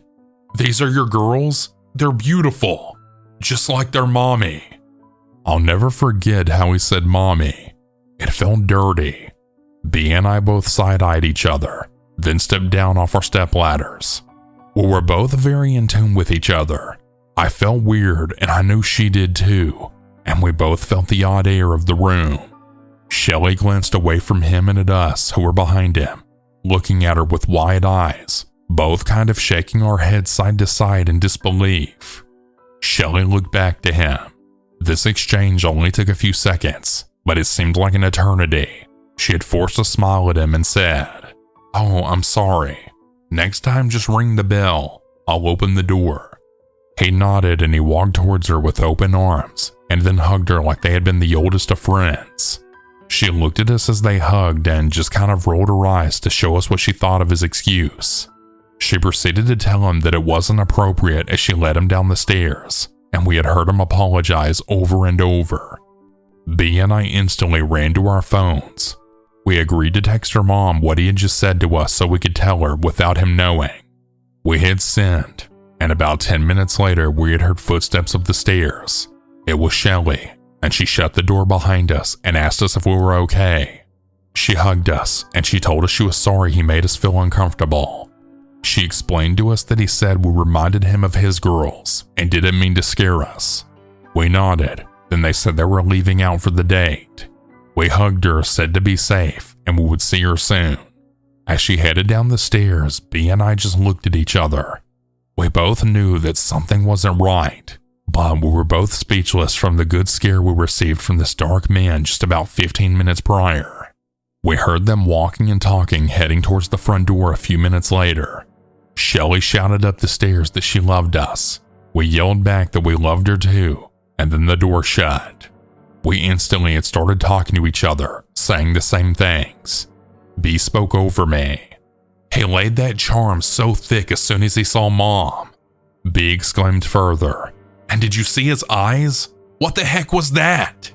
He looks so much like the guy from the pictures, but not exactly." We both concurred our feelings about the stranger, his scent, his demeanor, his voice. He was just like something out of a classic stranger danger advert. Again, we agreed to text Shelley how we felt. She thanked us and told us it seemed to be going well, and she would let us know that she was safe every hour. B and I were just freaked out, and even more so that Shelley was not. It was like a weird spell he'd cast on her. It was odd, but we wanted to think the best for Shelley, as she was really excited about this guy. She texted us every hour until she got home. Her last text said, "I'm okay, but I'm officially freaked out and I'm coming home now. Be home soon." We freaked out and paced around until we saw headlights pull into the driveway. It had been about 5 hours since she left, and only about an hour since that last text. We were inside with the lights off, watching through the side window, trying not to be seen when the motion sensor light flooded the yard and light fell into the driveway. A truck flew into the driveway. The passenger side door flung open before the truck was at a full stop, and Shelly's feet were on the pavement just as fast. She waved at the driver, and she had kind of jogged to the door wide-eyed. She reached the front door, turned, and waved the truck off. She had her house key ready in the hand that she wasn't waving with. She then unlocked the door and slid into the safety of the house. "Keep the lights off. Go upstairs," Shelly said as she locked the 2 deadbolts in the chain, not once looking at us. We headed up the stairs behind her. We walk into B's room and look out the window down to the truck, still parked out front with the lights on and the engine running. As we all stared at the truck, Shelly told us of the ordeal that she went through. Long story short, he had made reservations at the wrong restaurant, so he suggested they go buy some food and have a picnic-style dinner at a local park. Shelly didn't do well outdoors. She was an office woman, so she declined. However, he had just drove so long to get here, and then he hit her with, "Well, you kind of owe me." And Shelly said that made her feel bad, knowing that he drove 2 hours. So when he mentioned that he had a vacation home and he could cook for her close by, she agreed. She said they got to the house and it was nice enough. A log cabin near Bethel, New York, only about 35 minutes from our town. Shelly said he kept talking about how easy it was to get her alone. He also kept saying that he liked strong mommies because they have such fight, but she caved. This made her skin crawl. This wasn't the man she thought it was. This also wasn't the man in the picture, and Shelly had started to slowly realize this. Shelly said that when she had asked for a ride home due to her feeling ill, it wasn't the happiest, but he complied, and he stopped cooking and had started looking for the keys that she knew that he had in his pocket. He had then started asking her about our girls, referring to myself and B. This freaked Shelly out so bad, and she said she was going to get someone to come get her, and that he didn't like, and he found his keys instantly. Once they were out of the house and in the truck wouldn't start, so they had to move to his work truck. Shelly was visibly shaken and wouldn't take her eyes off the truck in the driveway as she had spilled the story out post-haste. She said that there was a garage, that he said they had to walk around the house to hop in the work truck. She said that she felt she had no choice but to play it cool and just agree to go. She hopped out and walked around the house, and there indeed was another garage with a truck in it. The same truck that we were all currently staring at just sitting in the driveway. It smelled like bleach and metal, Shelly whispered. She told us on the way home that he just kept asking about us. What did we do that she didn't like? What got us spankings? What were the naughty things we got in trouble for? What would she do without us? And the one question to scare you out of your pants as a parent: would you sacrifice yourself for our girls? Shelly said she just stared at him in awe and disbelief, and then he just laughed. She got more and more concerned as she noticed her surroundings in the back of the truck that she was riding home in. There were what she thought were chains and a bucket sitting on a desk that was drilled into the floor, a duffel bag, and very large metal objects she wasn't too sure of. This is when he had started to pull out pictures on his little flip phone that he had of us. He must have found Shelly's Facebook, and he took pictures of our pictures and had them on his phone, waving it around, telling Shelly what a good strong mommy she had been to us, and she should be proud of what she had accomplished. By this time they were pulling into the driveway, and Shelly was done with this crap. She was just about finished when we saw the truck lights then turn off. Shelly immediately picked up the phone and dialed the sheriff and told him quickly that there was an unwelcome person outside our home. Being in such a small town, the sheriff not only went to school and graduated with Shelly, but he only lived 3 doors down. Just as we see this guy getting out of his truck with a duffel bag, we saw the sheriff whip up behind him. The man panicked and literally threw his duffel into the truck and tried to back into the sheriff to get out. When he realized that he was blocked from the rear, he went through the yard. We couldn't believe our eyes. The truck peeled out, taking some of the lawn with it. The sheriff came to the door to check on us, and he told us that he had units down the road just waiting for him. We all shared a good collective cry and rejoiced in our safety. It did, however, create some paranoia issues in the next couple of weeks due to the fact that we didn't know how long he was in the house when he just let himself in. Did he put cameras anywhere? Did he mess with the food in the house to hurt someone? I mean, it was bad, but we worked through it. We never heard anything about him being caught, and we did occasionally receive eerie messages on Facebook, 2 of which we knew were him, but we put that out of our minds. Haven't heard anything from or about him since about 3 months after the incident when the last message was received. It's been about 11 years since the incident, but we still talk about it when we can. Up until junior year of high school, I flew mostly under the social radar and stuck to my status as a nerd girl, but when I was 15, I joined varsity cheer. My school's cheerleaders weren't popular by definition, but everyone kind of knew who we were because we were on the announcements, performed at pep rallies, and generally engaged with the students a lot. I made a lot of friends that year, and some of them happened to be the cool kids. For a while, I thought this was my long-awaited karma payoff for the years of bullying that I'd suffered at their hands. I even developed a crush on one of them, a crush which the junior cheer captain herself volunteered to help me pursue. Homecoming is a big deal where I'm from, and I began fantasizing about my crush asking me to go with him. I had heard rumors that he was planning a dramatic proposal, and as homecoming season approached, I became more and more sure I would be his date. The junior cheer captain who was close with him kept dropping hints that I was right. One day at practice, she asked me what my favorite candy was, and I knew it would be so my crush would know what to give me. You can imagine my surprise when after an exhausting theater rehearsal, I walked into the parking lot and was confronted by a guy I'd hardly spoken to asking me to be his date. My theater friends all applauded, assuming I was overjoyed. I saw both of my parents in the parking lot recording the whole surprise. But most importantly, the cool friends that I'd recently befriended were standing right there behind him, egging him on. I didn't understand why, because he wasn't popular at all. In fact, he was known to be kind of creepy. The junior cheer captain was laughing, encouraging him to give me a box of my favorite candy he was holding. She had definitely orchestrated the whole thing. I didn't really know the guy, but I didn't want to humiliate him in front of the coolest kids in school. So I faked a smile and rolled with it. I promised myself that I'd deny him later in private so that he wouldn't be embarrassed. Afterwards, when my parents excitedly asked me how I felt about the ordeal, I explained how uncomfortable it made me. I said that I got strong creepy vibes from that guy. That didn't fly with my parents. My mother had accused me of having my expectations way too high, and my father demanded to know if I was secretly a lesbian. I had never had a boyfriend or shown much interest in dating, which is why he had asked this.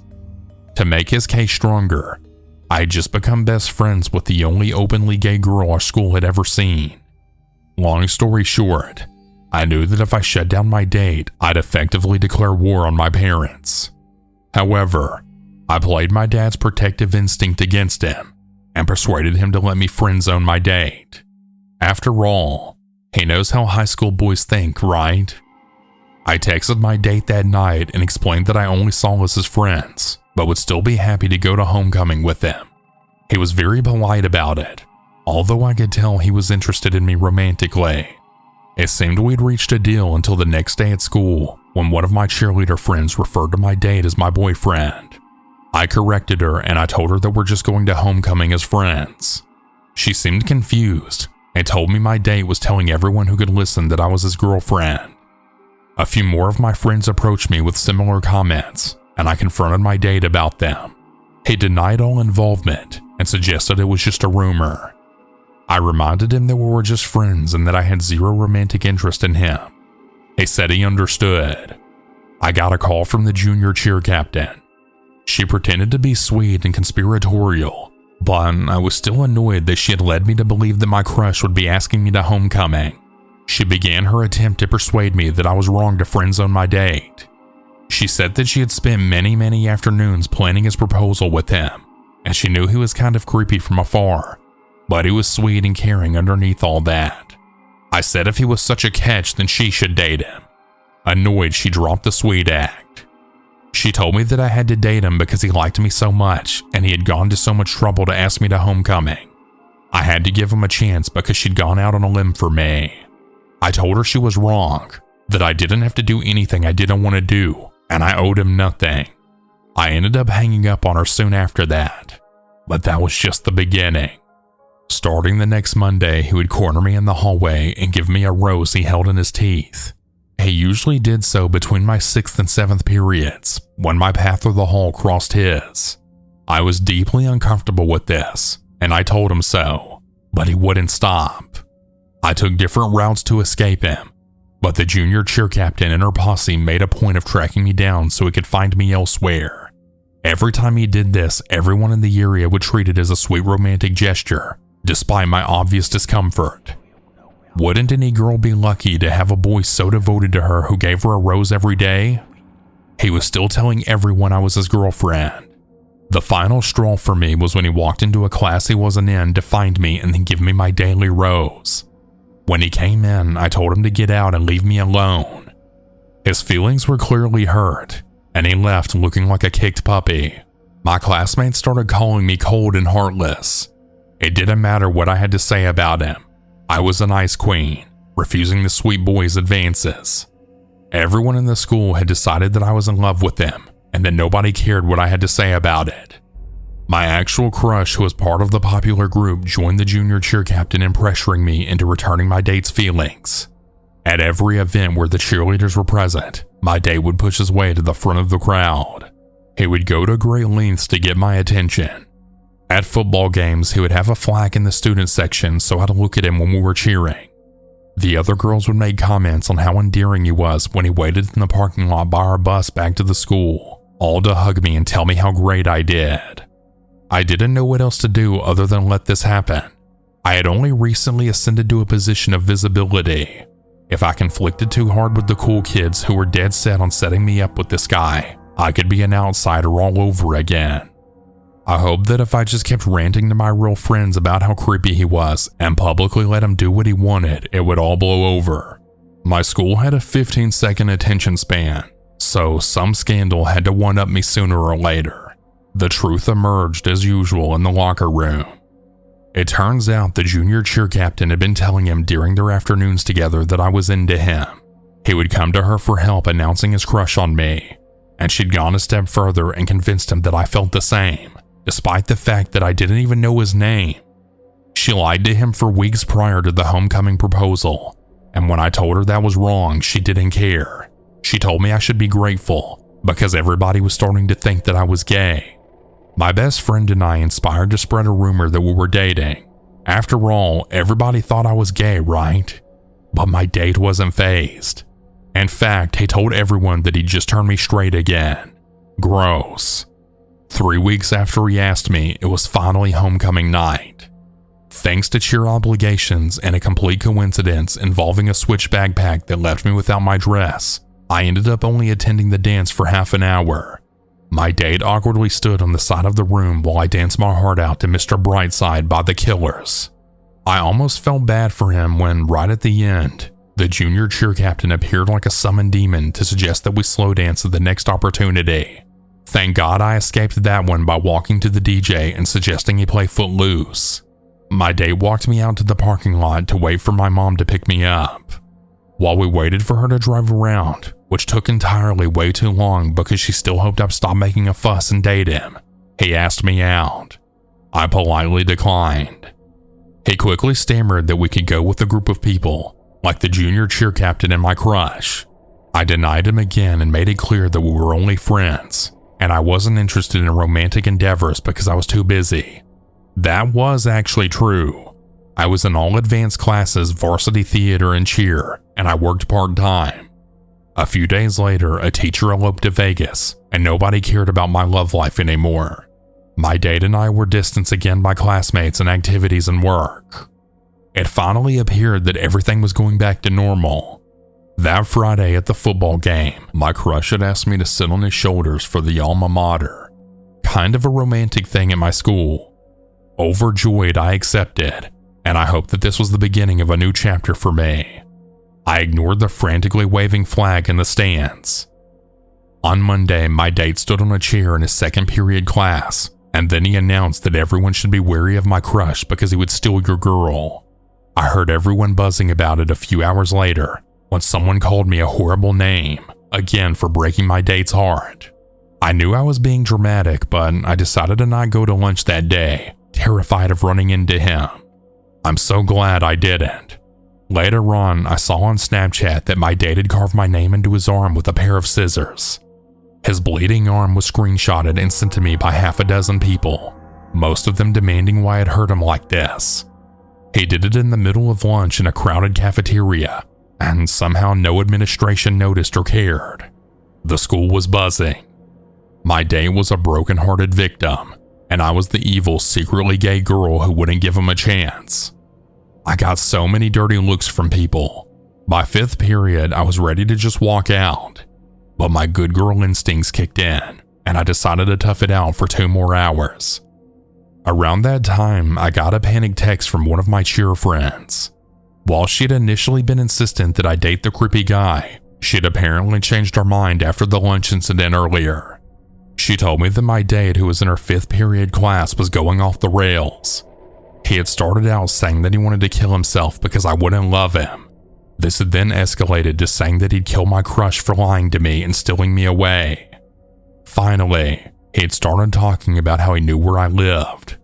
My parents had given him my address when he'd initially wanted to ask me to the dance at my house, and he would make me pay for wronging him. I knew that after 6th period, our paths through the hall would cross. Since the beginning of this ordeal, the school had cracked down on students getting outside, and my alternate route to escape him was no longer an option. My class was at the far end of the hall with nowhere to go but into the central hub, and he would be coming from the other end of the hallway towards mine. I was stuck up a chimney basically. Desperate, I texted the junior cheer captain to finish what she'd started and tell him that I wasn't and have never been interested in him. She made this mess, and I would make sure that she had to clean it up. She said that she'd go to the counselor, but that she didn't know what else to do. This was way beyond her control now. For the first and only time, I skipped class. I hid out in the theater hall and waited for the 7th period. I got a few texts during the passing period that my date was waiting for me by the bathrooms. There was a little alcove right there where you can't see people coming from around the corner, and the thought of him hiding there and waiting for me to walk by alone horrified me. Right before 7th period began, a few of my classmates burst in cackling and proclaimed that my date was coming down here after school to kill my crush. They thought this was hilarious, but judging by the look on my crush's face, this wasn't a joke to him anymore. Our teacher brushed this off as typical theater drama, pun fully intended. I watched the clock and tried not to cry, knowing that by the time the bell rang, my date would be outside waiting for me and my crush to emerge. That day ended up being a work day, so my crush and I were able to escape the classroom and hide out elsewhere in the theater hall to get away from him. He opted for the black box theater, and I went for the lighting closet. Obviously, I didn't witness what happened, but my best friend filled me in afterwards. Allegedly, my date had turned up 3 minutes before the bell rang and stood outside the classroom where we couldn't see him when we opened the door. He told everyone standing around that he was ready to have a knife fight with my crush.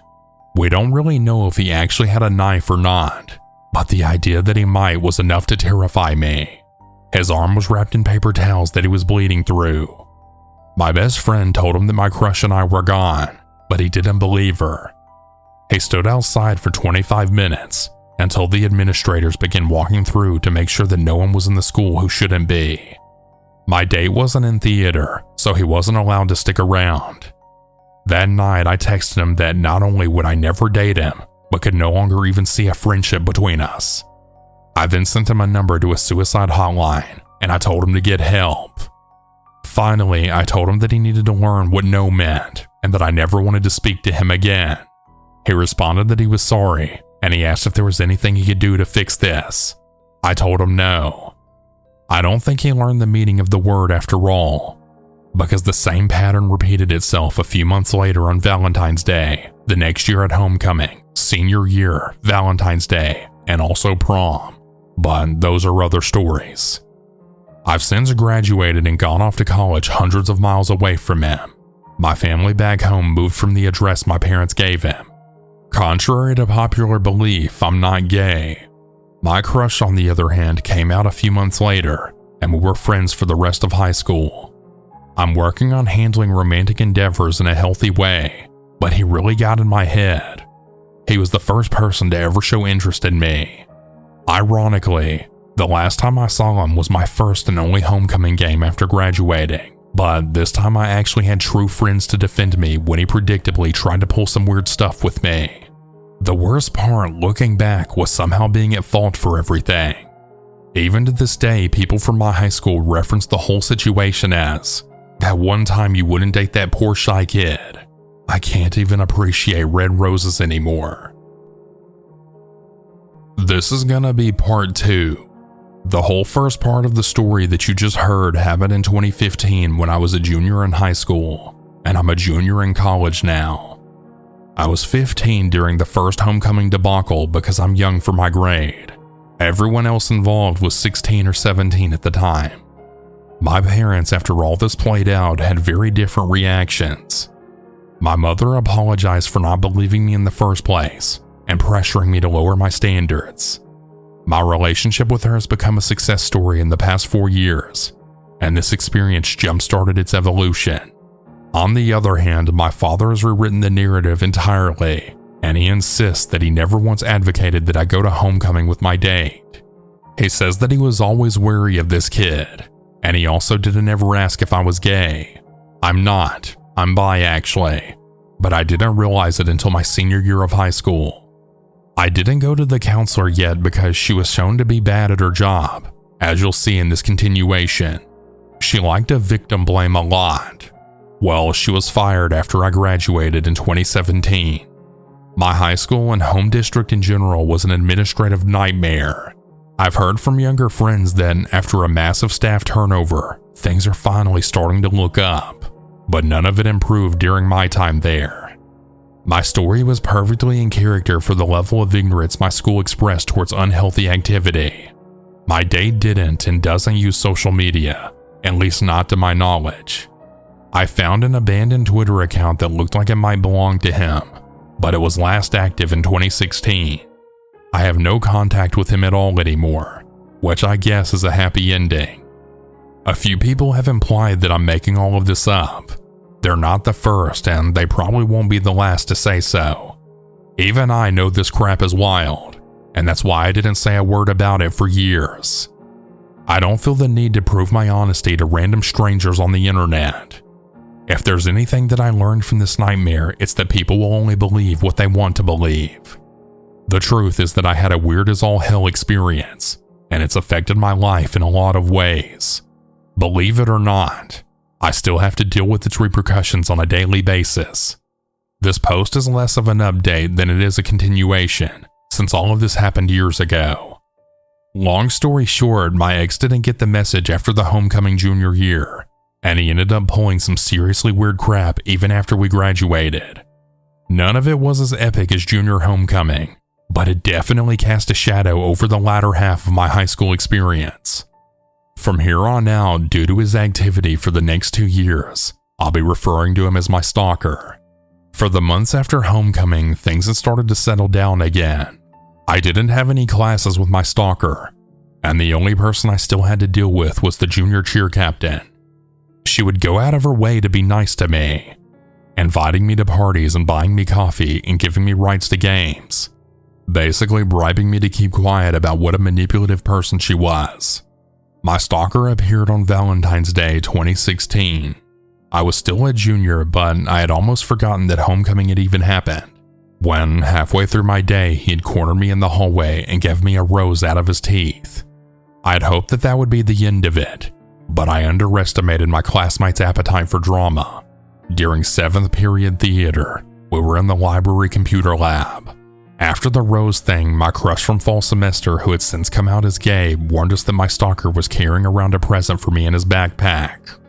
I thanked him for the heads up, and I told my best friend, the gay revolution lesbian. She and I were sitting together on the inside of a row when the bell rang. We stood up to leave, but the girl on the other side of me turned to face us, blocking us from the exit. She was a close friend of the junior cheer captain's.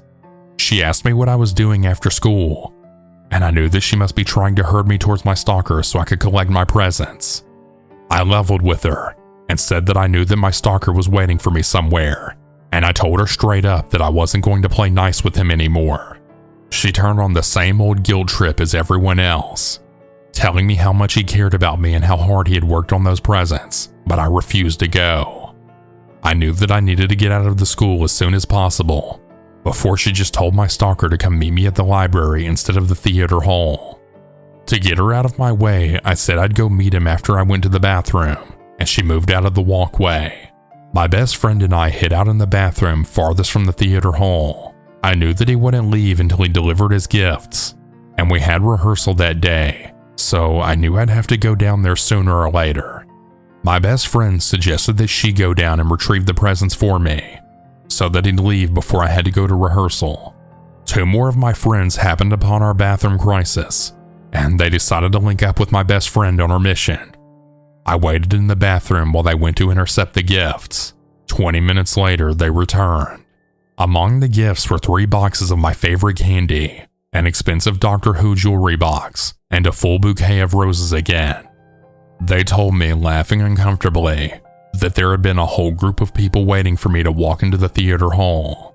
My stalker wasn't too happy to hand over the presents, but my best friend made it clear that I wouldn't be coming to get them, so he could hand them over to my friends or never deliver them at all. After about 10 minutes, the group waiting for me dissipated, and my stalker gave away the gifts. I was so creeped out that I didn't keep any of them, not even the jewelry box, which was TARDIS shaped and actually kind of cool. For my birthday a few weeks later, I got out of school after 4th period and went to a theme park with my cousin. I didn't tell anyone I was leaving or where I was going. My best friend told me that my stalker had waited outside the theater hall for me with a letter, and he had a rose in hand, until the school kicked everyone out who wasn't in theater. I was assistant director and light crew for one act play during that spring. An acquaintance of mine who didn't keep up with the gossip was in charge of making the program, and she mentioned how cute my boyfriend was for taking out an ad in the program for me. I was sufficiently freaked out. I told her that I didn't have a boyfriend, and I asked to see the ad that he'd paid for. It was a picture of my stalker and I from junior homecoming, along with a note that said something like, "Good luck, Nancy. I love you." I begged my friend to not put it in the program, and she didn't, seeing my obvious discomfort. She refunded him his money and made some excuse about a local business buying more ad space. He tried the same trick for the last show of the year, which I was actually in. He showed up to opening night and got kicked out for filming. The theater department has now instituted a widespread rule of checking what the person an ad is targeted at before printing it, which is more than school administration ever cared to do. During a cleanup day for theater the summer before senior year, a guy from a different school showed up to help. Help in quotations. He had been talking to me over social media for a few weeks, and I knew I was his next target. He'd made a game out of going on a date with every girl in our department. Sure enough, he asked me out while I cleaned up the prop closet, and I agreed. He was decent looking and he wasn't mentally unstable, even if he was a player. I also knew that if I played my cards right, I could turn this to my advantage. He was using me, so I just made sure I got something out of it too. We went on our date. It was okay, no weird advances or anything, and he bought me dinner. On the way home, I directed the conversation towards homecoming. He caught my drift and he asked me right there, no muss, no fuss. I said yes. Senior year had started. My new date was all the way over at his school on the other side of town. My stalker was in 2 of my classes and had the same lunch as me. I was hyper aware of him staring at me every day, but didn't want to make a big deal about it. I knew he wanted my attention, and I refused to give it to him. Instead, I went about my life as usual. I made friends with the teachers who were lunch hall monitors so I could leave the cafeteria, effectively avoiding my stalker, I ate lunch in the theater hall with my best friend every day. I asked my biology and English teachers to not make me sit by them or work in groups with them, and they agreed, if somewhat reluctantly. They, like pretty much everyone else, thought I was a dramatic cheerleader making up stories. I was a senior, and I really didn't want to deal with the bullcrap of a crazy stalker anymore. Not that I ever wanted to in the first place. Homecoming was even earlier this year than last year. In my English class, my stalker sat near two theater girls who usually walked to 7th period theater with me, and he turned around to ask them for ideas on how to ask me to homecoming. They were in the camp of classmates who were amused by my stalker's antics, so they wanted to rile him up and watch the fireworks. They also knew about the player who I was talking to, because theater kids are the worst gossips ever, and they gleefully told my stalker that I already had a date. He proceeded to attempt to bite his own finger off in class, which went about as well as you might think. Obviously, he didn't succeed, but he did draw blood, and he absolutely terrified my two theater friends who had incited his instability. He stared at me the whole time, and I sat on the other side of the room and ignored him. I didn't care what he did. I refused to give him my attention, and I wouldn't be intimidated by him anymore. After class, my two friends came up to me and told me the details of what had just happened. Together, the three of us approached the English teacher. She believed me fully this time. He was moved into a different English class by the next week. Side note, bless this teacher. She was the first adult I encountered who actually took action to protect me, and she continued to check in with me about the situation throughout the rest of the senior year. 6th period became nothing less than a sanctuary for me, because for once somebody believed me, and they were listening. I didn't have to worry about him after 4th period because I skipped lunch every day. I was getting confident about my escape maneuvers. I forgot to mention the third and weirdest self-harm incident. After getting kicked out of English class, he had desperately wanted my attention, so he got a pass out of his class one day and found mine. He walked to the trash can outside the door to my class, and I watched in horror and disgust as he pulled out a tooth and held his face over the trash can, spitting out blood. I know that I said I wasn't giving him any more attention, but the kid just ripped out a body part. I feel like I'm allowed to be terrified. Then my usual hall monitor was gone, and I got stuck in the cafeteria. I had been out of lunch for so long that I had forgotten my stalker was in the same one, until I accidentally made eye contact with them, staring at me from across the room like some kind of grudge ghost. The second I saw him, he started speed walking across the room to my table. I ignored him, hoping he was just trying to psych me out, but it didn't work. He sat down in the seat next to mine. I was freaking out. I looked at the girl on the other side of me, and I begged her to get him out of here. She simply laughed at me. A year before, I would have kept quiet and dealt with my discomfort for a fear of people hating me, but I was a year older and I was already contracting senioritis. So I stood up, grabbed my backpack, and stomped out of the lunchroom. The hall monitor stopped me, asking where I was going and if I had a pass.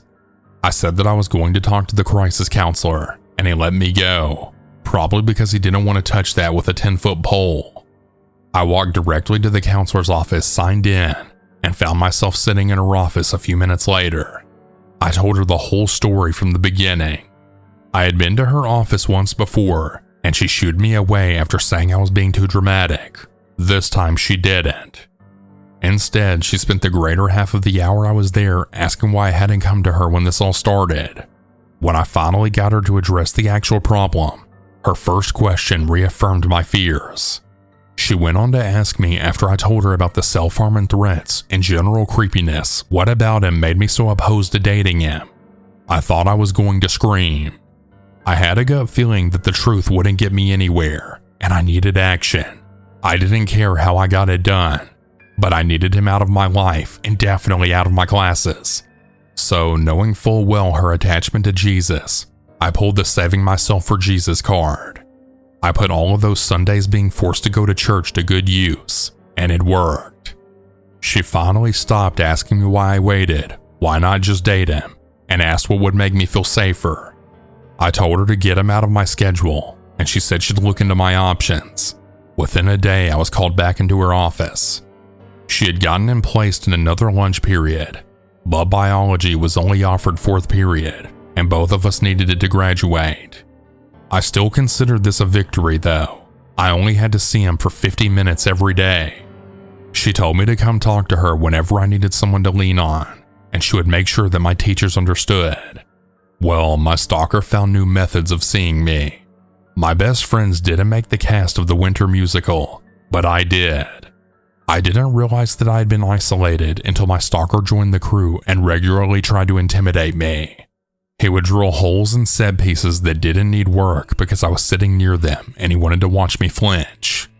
He would steal the props I used and hide them in the shop, so I had to be near him to retrieve them. My new crush and I were co-dance captains, and she convinced her friend that the set had to keep my stalker off stage at all times. After the musical ended in spring, my new crush told me that she heard my stalker was getting angry about me playing hard to get. I was hanging out in the theater hall with a few crew kids, getting ready for a one-act play, when one of them pointed at me shocked and then went, "You're Nancy?" He told me that he had seen pictures of my backyard. I was confused and weirded out, so he explained that my stalker had shown him pictures of my backyard and porch. I asked to see them, and he said he didn't have the pictures. He'd just been shown them by my stalker. I didn't really believe him, and he could tell, so he said, "You have a big bay window in your living room, a bunch of bikes on your back porch, and a big rose bush." It was an accurate description. I don't know for sure how to explain that, but I've theorized that my stalker had at some point been in my backyard before we adopted our purebred Doberman. The dog had freaked out in the middle of the night a few times, but we always brushed it off. Now I wasn't so sure. My bedroom was in the front of the house, so I tried to reassure myself by thinking that he hadn't seen me changing or anything super scary, but it didn't really help. My best friend was disowned by her mother and stepdad, and within a weekend she was shipped off to go live with her biological father. I told myself I could survive the next 4 months and graduate, and that I'd never see my stalker again. I persuaded my parents as prom and graduation had approached that I only wanted one present, my best friend. They paid for her plane ticket both ways and flew her home to be my date to prom. I kept her a secret so I could surprise our other friends when she showed up at prom to dance with us. My stalker only briefly entertained the thought of asking me to prom, which I later discovered was the cheer captain's doing. I guess she had finally started to realize the full effect of her actions because she told him he needed to leave me alone. I don't know what else she said, but he went eerily silent in the weeks leading up to prom. He still came to the last play of the year, but he didn't film me this time. He waited for me outside the auditorium afterwards, but I was with other people on our way to the cast dinner, and he didn't try anything. At prom, my best friends were elated when they saw that my best friend had returned. We danced and talked crap and had a great time together. It was honestly one of the best moments of my life when they walked in and saw her. Of course, my stalker tried one last time to change my mind. My friends and I were sitting at one of the tables together, laughing and catching up, and I saw my best friend's expression turn into a glare when someone walked up behind me.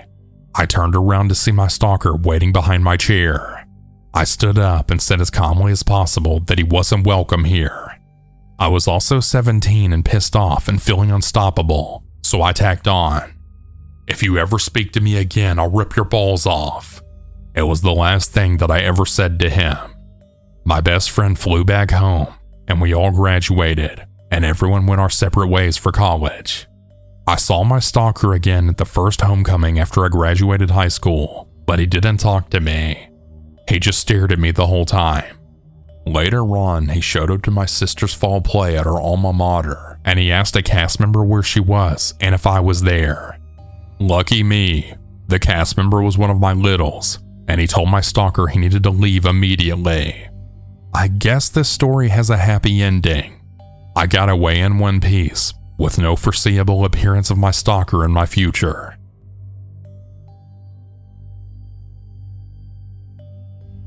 I'm quite an awkward person, and I can struggle to make friends due to my shyness. So in late 2019 to early 2020, I decided to join my 6th form's D&D club. I was hooked. And the fact that I had met a very lovely girl there who I'll refer to as May, well, it made it all the more enjoyable. It was the new type of friendship where all you want to do is spend time with your new best friend. And so when May asked me to join their D&D party, I was overjoyed. I really did like her. She started off a little awkward, as was I, but she was really sweet and understanding, and we ended up having a lot of our more nerdy interests in common. The first time we hung out on our own was a lot more uncomfortable than I was expecting. Of course, as we had only been friends for a couple of weeks, so I knew it would be a little awkward, but I wasn't expecting how terribly unpleasant it turned out to be. We didn't seem to click for some reason. Everything was fine when we were in a group chat, but one-on-one, May was strange. She would completely ignore me for no reason all of a sudden, make very odd jokes but in a serious manner, leaving the pause a little too long, and would then laugh, as well as other strange mannerisms. That was just before I left 6th form early due to personal reasons. It wasn't super off-putting. I wanted to get closer to her, believing once she got used to me, maybe she'd mellow out a little. Boy, was I wrong. Once I did officially leave school, May became intense. It started out with her asking to meet up with me every other day. Keep in mind, I'd started working full-time by this point and had very little time to see people, which was fine because she'd understand that I was busy, right? Wrong. She started getting annoyed and upset to an inappropriate level. For example, she would make me send a picture of my calendar to prove that I was too busy to see her, and even when she could see it was chock-a-block, she would start to try and manipulate me and make me feel bad for not being able to see her, messaging me things like, "I love you, but you're so difficult to meet up with," calling me her best friend and telling me she was crying because she couldn't see me. These conversations would happen around 2 to 3 times a week, and honestly, I had started getting creeped out. By this point, we had only known each other for around 2 to 3 months. We had met up alone around 5 to 6 times, and had seen each other almost every day at school before my departure. My creepometer had really started to rise, but it wasn't at a point where I wanted to end the friendship yet. Sure, it was annoying how possessive she was, but it's not like she was stalking me. Yet. I distanced myself from her a little, just for my own sanity, as her neediness had progressively gotten more and more intense, and it became taxing on my mental health, but I still wanted to be friends with her. Underneath everything, May was really lovely, but that was until they came to my house for the very first time, back when I was living with my parents. May turned up a lot later than we agreed, which peeved me out a little as they knew I had to work the next day, but it wasn't a biggie. And that's when the really uncomfortable comments had started. Now, my parents' house is very nice. It's big. They have a gym and a hot tub, lovely garden, etc. By this point, I was used to my friends making a couple of comments like, "Wow, your house is so nice," or "Damn, I really love your house." My favorite was probably when my cousin compared the house's size to a horse ding-a-ling. Now that was funny, but May wouldn't stop. She would drop how large or nice she thought that my house was in every other sentence, which later developed to her slating the house and my parents' jobs constantly, telling me that I was shoving my parents' wealth in her face, or that my parents got their money because they take advantage of vulnerable children.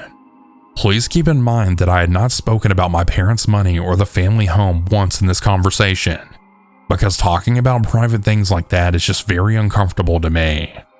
Then she started to get even stranger, asking me to cuddle and spoon and telling me that I couldn't escape, going on and asking if I was really happy with my boyfriend, then making jokes that didn't really feel like jokes at my expense. I was very uneasy, and my parents could see it too. So after that day, I told May that I was way too busy to meet up, so to please stop asking me. She didn't. She started making jokes that because I wouldn't see her, she would just show up on my house and catch me off guard. She even changed her jog route so she ran past my parents' house every day. And then she had started messaging my boyfriend. It was completely out of the blue. I hadn't even given her a social media or name. I hadn't even really discussed my relationship with her at all. It was very uncomfortable for everyone involved, and my boyfriend was obviously not interested in being her friend due to how uncomfortable she made me.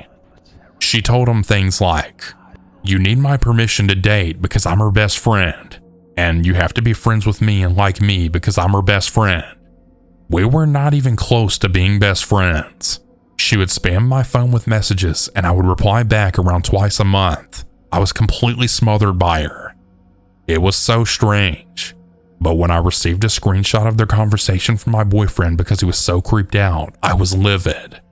The screenshot showed them having a very one-sided conversation on her behalf, where all of a sudden she told him she loved him. I didn't know what to say, and neither did he, so I confronted her. May tried to turn it around on me and said, and I quote, "I was talking to your boyfriend and he knew about me. Impossible. I figured out you talked about me without my consent. Heartbroken." She really said it just like that. It was surreal.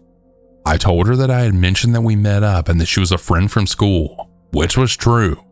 Of course, I told him that she made me uncomfortable, but she didn't know that, and the conversation ended there. Then she went to uni and we didn't really speak for a while. It was relaxing. All of the anxiety around the situation faded. May had made new friends and I was free. But when she came home for Christmas, everything started up again, and all the anxiety came back. I was going through a really tough time, so me and my mom went away for a few days. But when I didn't respond to May for 3 days because I was busy, she went crazy. She spammed me on every social media I have daily: Instagram, Snapchat, Discord, text messages, and more. The messages started off normally with her asking if we could meet up and that she was home from university, but they gradually became angry.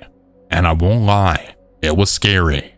I believed her when she said she would just show up at my house, and I was terrified that she'd ask my friends for my new address under the pretense that I had forgotten to give it to her, as they'd threatened to do this in joking form before. It felt obsessive, and I didn't know what to do. She wouldn't stop messaging me, and it became a constant stream of creepy messages, so I exploded at her. I told her that this behavior was really creepy, that I've never been made to feel this uncomfortable by someone before, that she didn't have boundaries, and I was scared about the joke-disguised threat she made. I ended it off with the fact that I didn't want to see her again, and could she please stop messaging me. I could have definitely been nicer about it, but that never seemed to work in our prior conversations when I tried to defend why I was busy and couldn't see her.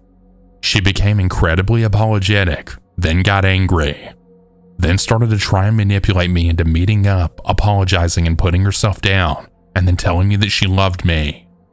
I was just so over all of her nonsense and weird behaviors. I felt bad for her. I had wanted to be her friend so much, but she was so obsessive and overbearing, and even though I tried for so long to make it work, she had ended up pushing me away because of her behavior. I do wish her well, and I hope she gets help for whatever's going on with her. But creepy stalker friend, you're definitely not my cup of tea. Please stay the hell away from me.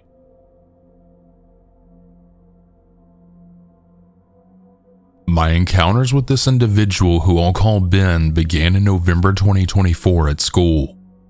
He was a friend of one of my friends named Tom, and eventually we became part of the same friend group. I have always found Ben to be a bit creepy, which seemed to be the school population's general view toward him. However, once we began regularly socializing, I had started to feel bad for my presumptions. That was until we were added to a WhatsApp group chat, and that's when things started to take a turn.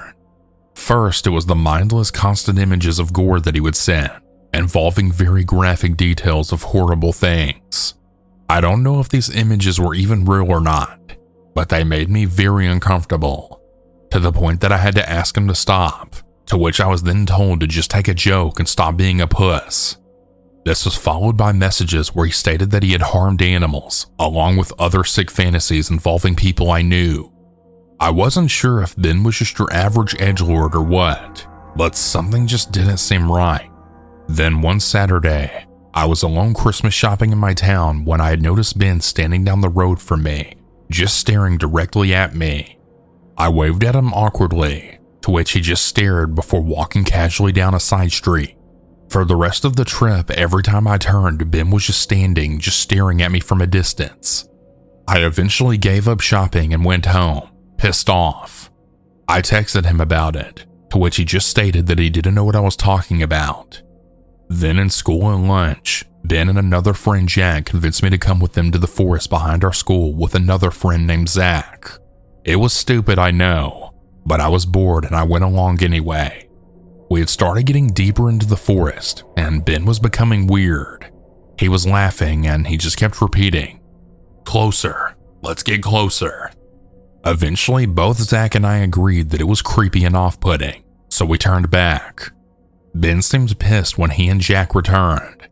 However, when we asked why they wanted us to go further, he responded that he had wanted to set a fire and show us. After this, I really distanced myself and I left the group chat, though I was eventually re-added.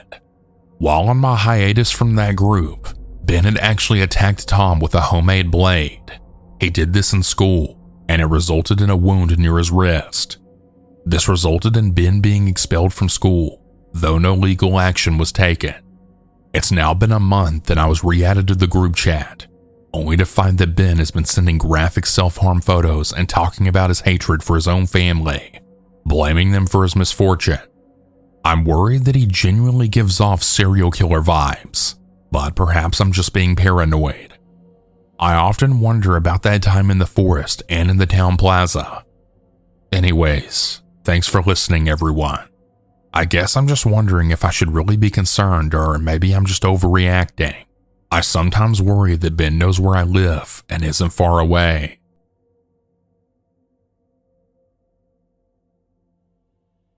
I'm a 23-year-old female and from the UK. From the ages of 9 to 11, I was best friends with this girl who we'll call Sarah. She and I formed a little group at primary school with two other girls who we'll call Lauren and Ellen, but we were each other's best friend first as we lived so close. Sarah lived one street over from me, so I would always sleep over at her house, but she never came over to my house as we were very, very poor, and I was really embarrassed about the state of my house. The sleepovers became a weekly thing, and it was just her and her mom who worked every weekend, so we spent a lot of time in the house alone. It started off odd. She would show me her mom's pornos from like the 80s that all included vampires. And as a 9-year-old kid, I had no idea what was going on, and I'd just sit there blankly. She'd always say, "Doesn't it just make you want to do it?" and things like that. She would also get out her mom's sex toys and show them to me, and then make me hold them, which never really seemed odd to me until I was older, but even at the time I felt uncomfortable. I was a pretty nervous child and I had really struggled to make friends. So I'd often go along with whatever she said just because I felt lucky to have a friend outside of school. She would often make up scary stories or do mildly creepy things at night, like sing patty cake in a babyish voice close to my ear while I was sleeping, or pretend her dolls were alive and wanted to punish me for taking her attention away from them, which creeped me out but never outright concerned me. Though my mom was worried that I was having constant nightmares, none of this affected me too much, and so I stayed friends with her.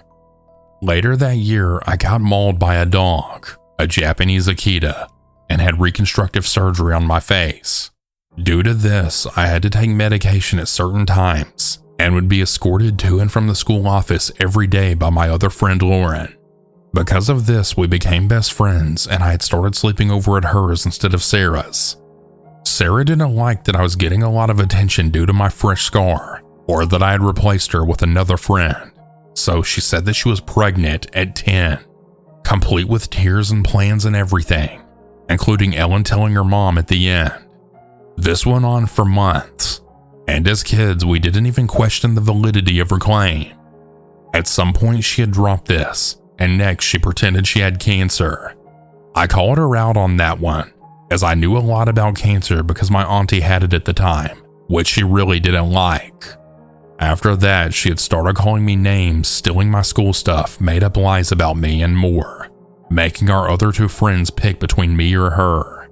It really fluctuated a lot, so sometimes they'd be my friends, and other times they'd be hers. During this time, I had slept over at Lauren's house a lot, and a lot of my stuff went missing. A pink flip phone that I just got is my first phone ever, and my DS Lite, which was my prized possession. This was like 2010, by the way. My mom had gotten involved at this point and demanded that they find it, as she knew I'd taken it to the sleepover. In the end, Lauren supposedly found them both smashed up on a road far from where either of us lived, and then returned them to me completely broken weeks later.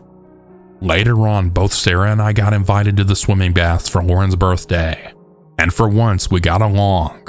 It was like really having my best friend back. Us kids were basically left alone in the pool to just mess around for a few hours. An important note here is that I couldn't swim. I still can't to this day. I had chickenpox during school swimming lessons, and I'm really terrified of water now, so I haven't learned since. Anyway, at one point I was so sick of being stuck in the shallow end like a baby at the age of 11 when all of my friends were swimming at the deep end. Sarah had noticed this and came over to me. She offered to piggyback me and swim to the deep end so I could play with everyone else. I was so happy to be included. I didn't even think about the fact that she didn't regularly like me, or that if she left me, I couldn't swim back. I just hopped right on and she swam us out. She started mock tipping sideways like she was going to drop me, and I cried and begged her to take me back. I was terrified of getting water in my face or going underwater. I still can't go underwater to this day. She just laughed at me and dropped me, ducking me under the water and holding my head there where I struggled and couldn't breathe. I remember struggling and being unable to breathe, but the next thing I knew was a lifeguard had pulled me to the side of the pool and I was choking on air and shaking. I also have horrible reactions to the smell of chlorine, and it makes me sneeze and my eyes swell. So I had to be picked up, but everyone told me it was an accident and just kids messing around. She later told me that it was a joke. I should learn to swim and stop being a baby, which I guess is true, but still, after that day I didn't want to be around her anymore. Our friends still flip-flopped between us, some days being her friend and others being mine. But that was fine. I didn't care anymore. I was sick of her. I avoided her like the plague. Primary school was almost over, and I never had to see her again. Eventually, we all went to secondary school. This was between the ages of 11 to 16, and we all went to the same one. But my school was categorized into classes, the top being the smartest, and I, Lauren, and Ellen were all in the top class, and Sarah wasn't. It was a nice little buffer, and I got my best friends back, as well as making even more friends for the first time ever. I really completely forgot all about her in all honesty. Then one day as I walked home from school, I passed the corner shop on my way home, and she was there, blocking the path, waiting for me.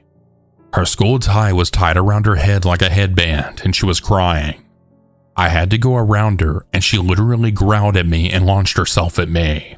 I was like 4'7", 80 pounds if that, and she was much larger than me, and I'd never been in a fight ever.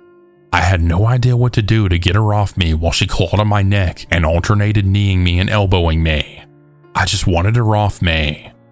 I grabbed the tie wrapped around her head and pulled as hard as I could until she fell to the ground, and with that, she just ran away crying.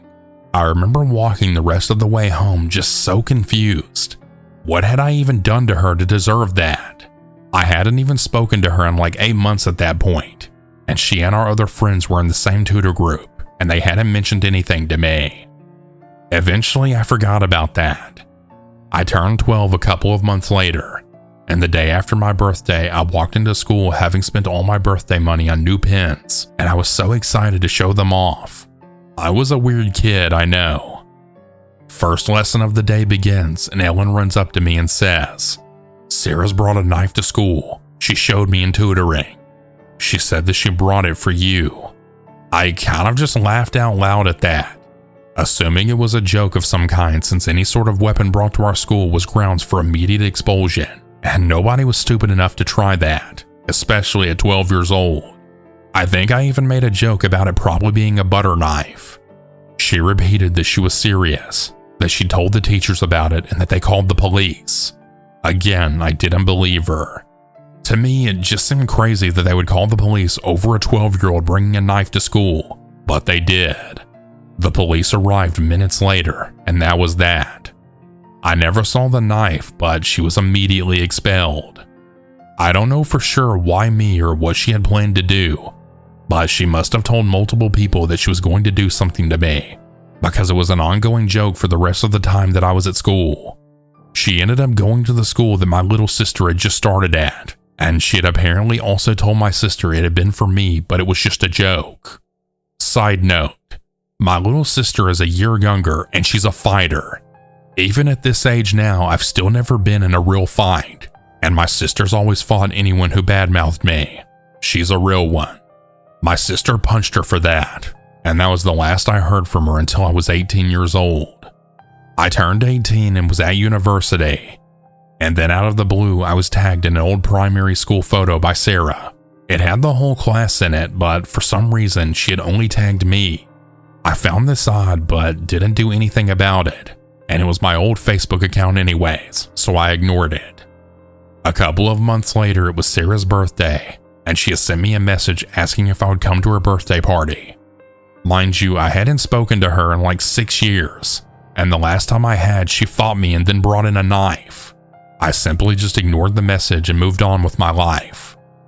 Later on, I saw that she and Lauren had reconnected and were best friends again, which always concerned me as Lauren and I stayed friends for years, and she knew everything about how Sarah treated me.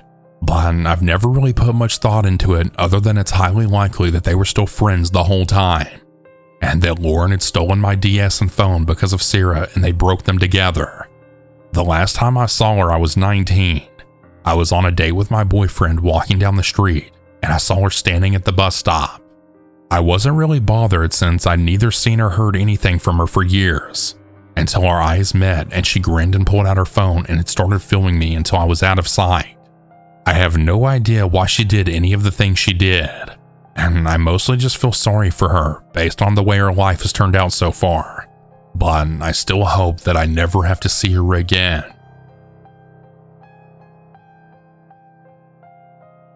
When I was 7 years old, my mom and father got a divorce.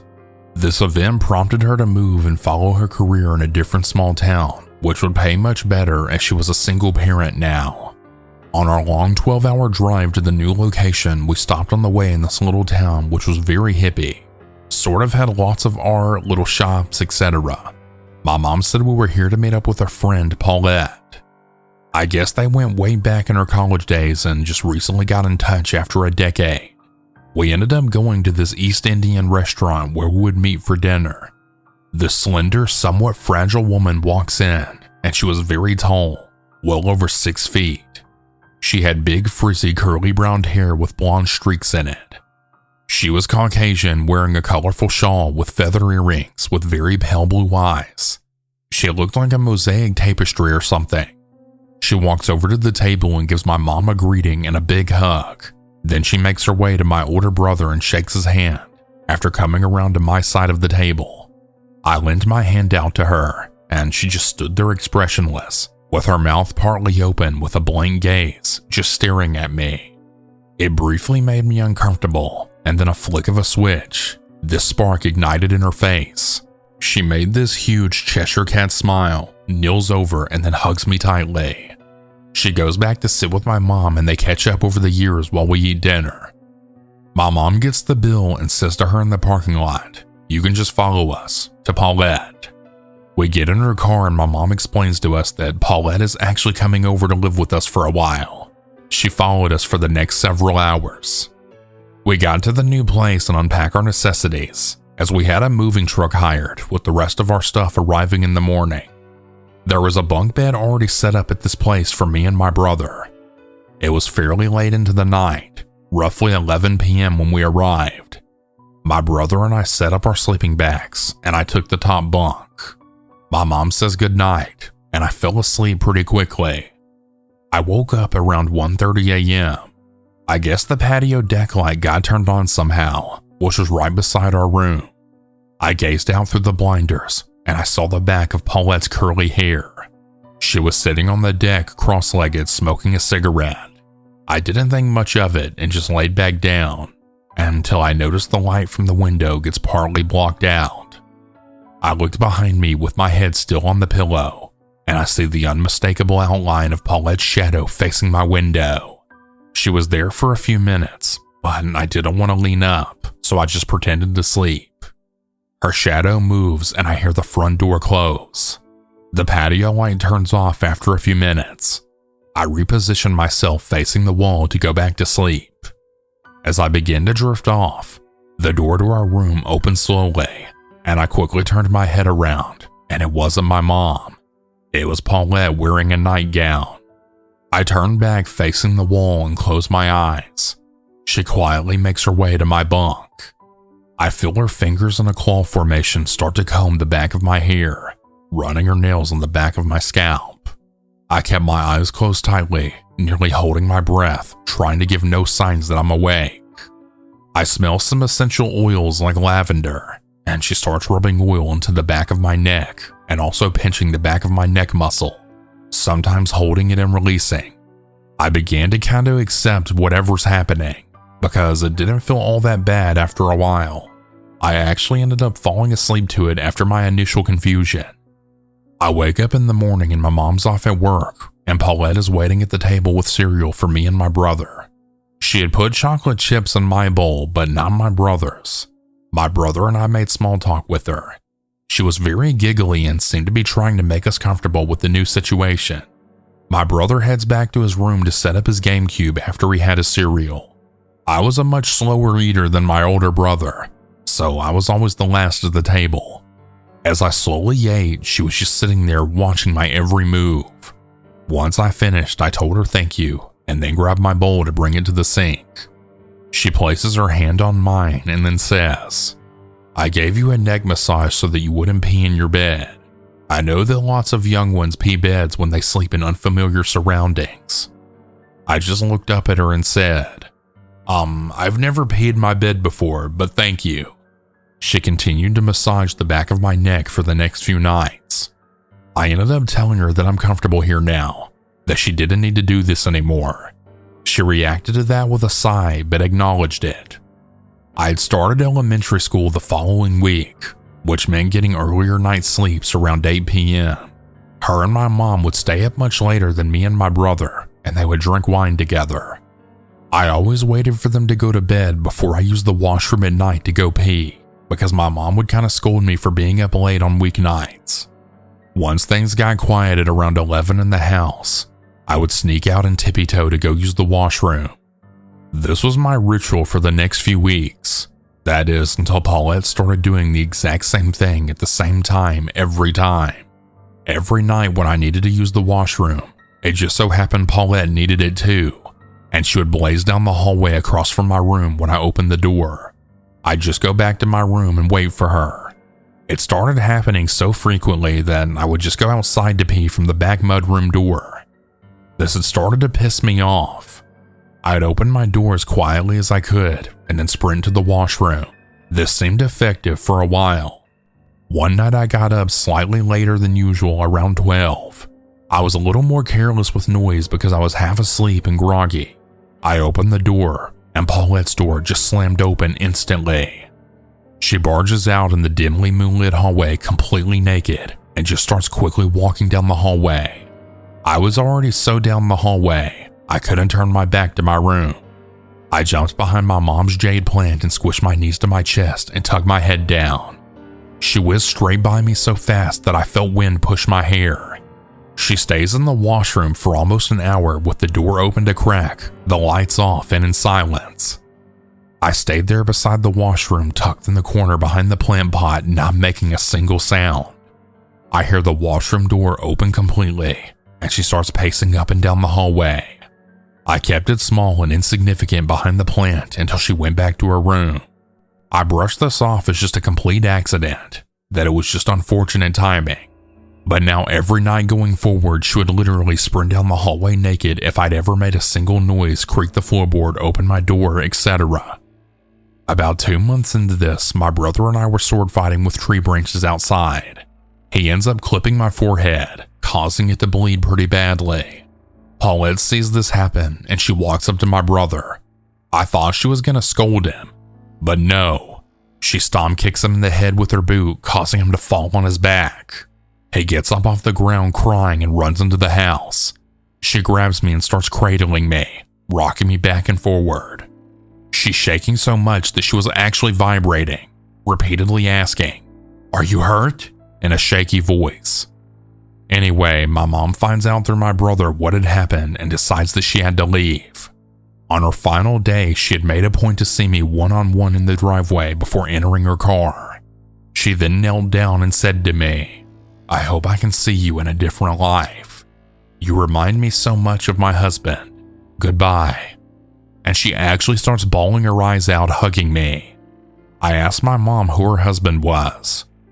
I guess he was a Marine that died in Afghanistan a few months prior to her moving in with us. My mom said that she would frequently say how much I reminded her of him on a daily basis. My mom hasn't spoken to her since. I've never told my mom about the massages or anything to this day, as she was already exiled and I felt it would just cause even more drama.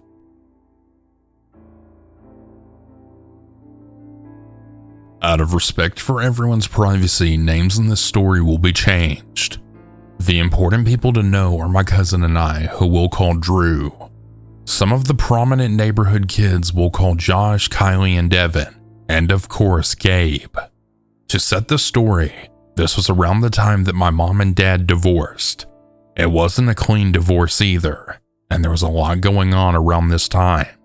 My mom had to move out of the school district and into a small home quickly, and my dad kept the house in our neighborhood.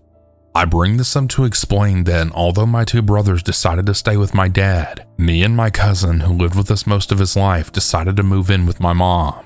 The issue was that my mom's new place wasn't within the school district, which meant no buses. So the setup was that she'd bring us to school before work, and then after school we would catch the bus to my dad's house and stay there for a couple of hours until she got off work. Now that everything's explained, let's get into what you're really here for. There were quite a few kids in our neighborhood, and I guess you could say we all got along and hung out quite a bit. We would all ride the bus together, hang out after school, and hell, even try to build forts in the Vine. The Vine was a spot in the woods you could access through a small opening at the end of a cul-de-sac. This is important later. It was an everyday thing for us, really, until one day a new family had moved into the neighborhood, and with them their son, Gabe. He had semi-long brown hair and he was skinny. We first met Gabe on the school bus, and us being curious about a new kid in our neighborhood, we were all eager to talk to him. You probably think we got some off vibe from him, or maybe something about him was creepy, but honestly, he just seemed like a regular kid. He seemed to fit in with the other kids in the neighborhood. It became normal to see me, Josh, Kylie, Drew, and Evan and Gabe all hanging out, rather all of us or a combination of the few. After getting to know him, we learned that Gabe actually used to go to our school, but that he got expelled after he threw a desk at a teacher, and only just that school year let him back into our school. Back then, we had brushed it off as just something edgy that he did, but knowing the events now, it should have been the first red flag. You see, Gabe, Drew, and I really became close. I'd argue closer than the other kids. I would have considered him a friend instead of just another neighborhood kid to hang out with, which is why we didn't immediately drop him after the following events. I wasn't there for this, but heard about it after the fact. Drew and I got on the bus one day, and immediately I noticed that Gabe wasn't there. We sat next to each other every day on the bus. I just assumed he was absent, and Drew decided to sit by me. Kylie and Evan, who sat near us, had started talking about something that happened, and we joined into their conversation. Apparently, not long after Drew and I left to go to my mom's, Gabe had invited Kylie, Evan, and Josh to his house. Now, I don't remember what set this in motion or what really happened, but the hangout ended with Gabe chasing Josh home with a machete in his hands. Josh lived on the other side of the neighborhood, and once he got home, his mother came out to see what was going on as she had heard him yelling for her from the front yard. When she stepped out, Gabe had chased both of them inside. The scariest part? They heard from Josh that he was laughing, and he had a smile on his face as he did it, like he enjoyed terrorizing them. The cops were called, and honestly, I don't know what came out other than Gabe was gone from school for a few days after that. When he came back, he acted like it never even happened. The kids in our neighborhood had started growing apart from Gabe after that, especially Josh, who I actually never saw talk to him again. I mean, who would blame him? I guess I felt bad for Gabe a little bit. My stupid brain must have decided it was just a bad prank that went too far or something like that. Oh, how dumb was I? I truly believe Gabe had changed after that, like something had clicked in his brain. Not long after that, we were on the bus and I was talking to him as we had sat in the same seats. All of a sudden, he just pulled a pencil out and tried to stab me with it. Not only tried, but he actually did stab me, right in the neck. Luckily, it only broke the skin, but it shocked me. He laughed about it like he was joking, and I decided to move seats. When I got off, I had felt the need to explain what happened to the bus driver. I never should have done that. I believe to this day that one choice caused what happened next. He was kicked off the bus for a couple of days. When he returned, they made him sit at the front of the bus. He knew it was me who snitched on him. When I'd walk past him to get off the bus, he would glare at me, and it felt evil. He called me names and a snitch, and I was scared of him. Fast forward a week later, and all the kids in our neighborhood just decided that they wouldn't hang out with Gabe anymore at all, and I wish I could say the same. Even after everything I just spilled to you all, I was naive and dumb. Eventually, he messaged me apologizing, and he messaged me to ask if Drew and I wanted to hang out. I don't know why, but we agreed. I think I remember him saying that he and some of the other kids were going to go hang out at the Vine and build some forts, and I think that's why we agreed. You know, because the other kids would be there too. So we set off to meet him at his house, which was just down the street from ours. We knocked on his door, and he answered it holding a knife. Screw the red flag. I was ignoring a whole red alarm at this point. It was a kitchen knife with some sort of orange handle. He had a smile on his face. He held his arm up and he had started cutting himself. We should have just left right there. Why didn't we just leave? After a couple of cuts, he laughed, all like it was some sort of joke. It wasn't until now that I realized that this kid was truly psychotic, like something was really wrong with him. He had a couple of tools with him and he told us to follow him to the Vine, and for some dumb reason we did. I was really holding out hope that he would be normal when all the other kids would be there. We got to the small opening to the Vine and walked in. To get to the small pond in the Vine, you had to go down a slightly steep hill and through the brush and you'd be there. I bet you could feel my surprise when I realized that nobody else was there. I looked at Gabe, who just chuckled. "They must be late. Let's just get started," he said to me. Both Drew and I were on edge, and I bet Gabe could feel it. "Hey, go find some sticks and logs to build the fort," he told me. He pointed over towards the pond. I obeyed and made my way over to the area. About 10 or 15 seconds after I'd started walking, I just got the feeling telling me to turn around, and I'll never ever stop thanking God for doing just that. Gabe was there creeping up to my cousin who was picking up a large rock. Gabe had a hoe-looking tool in his hand, raising it slowly. I then shouted at him. My cousin jolted up, and Gabe quickly lowered the hoe and then looked at me in confusion. I ran up to them, telling them my mom messaged me and that it was time to go. That was a lie, of course. My phone only worked on Wi-Fi at the time. I felt that Gabe knew that I saw him, so I grabbed my cousin, who didn't for a second question me, and we quickly started leaving. And at that very moment, he chased us. We booked it through the woods for a solid half of a minute and got to the steep part, quickly climbing it. I looked back and saw Gabe, with the face that I could only describe as a psychopath, chasing us. I prayed that we wouldn't slip or fall, and thank God we didn't. Luckily, Gabe had struggled a bit, giving us time to bolt out of the entrance. We ran halfway up the street and turned around. Gabe wasn't there. In fact, we never even saw him leave. We went home, and the next day we told some of the other kids what had happened. The weirdest part is, though, we never saw Gabe again. Not on the bus or at school. Very shortly after, his parents moved from that house, and my dad moved out of that neighborhood a year later. My mom also found a newer house in our school district. This was years ago. I recently looked Gabe up to see whatever happened to him, but nothing came up.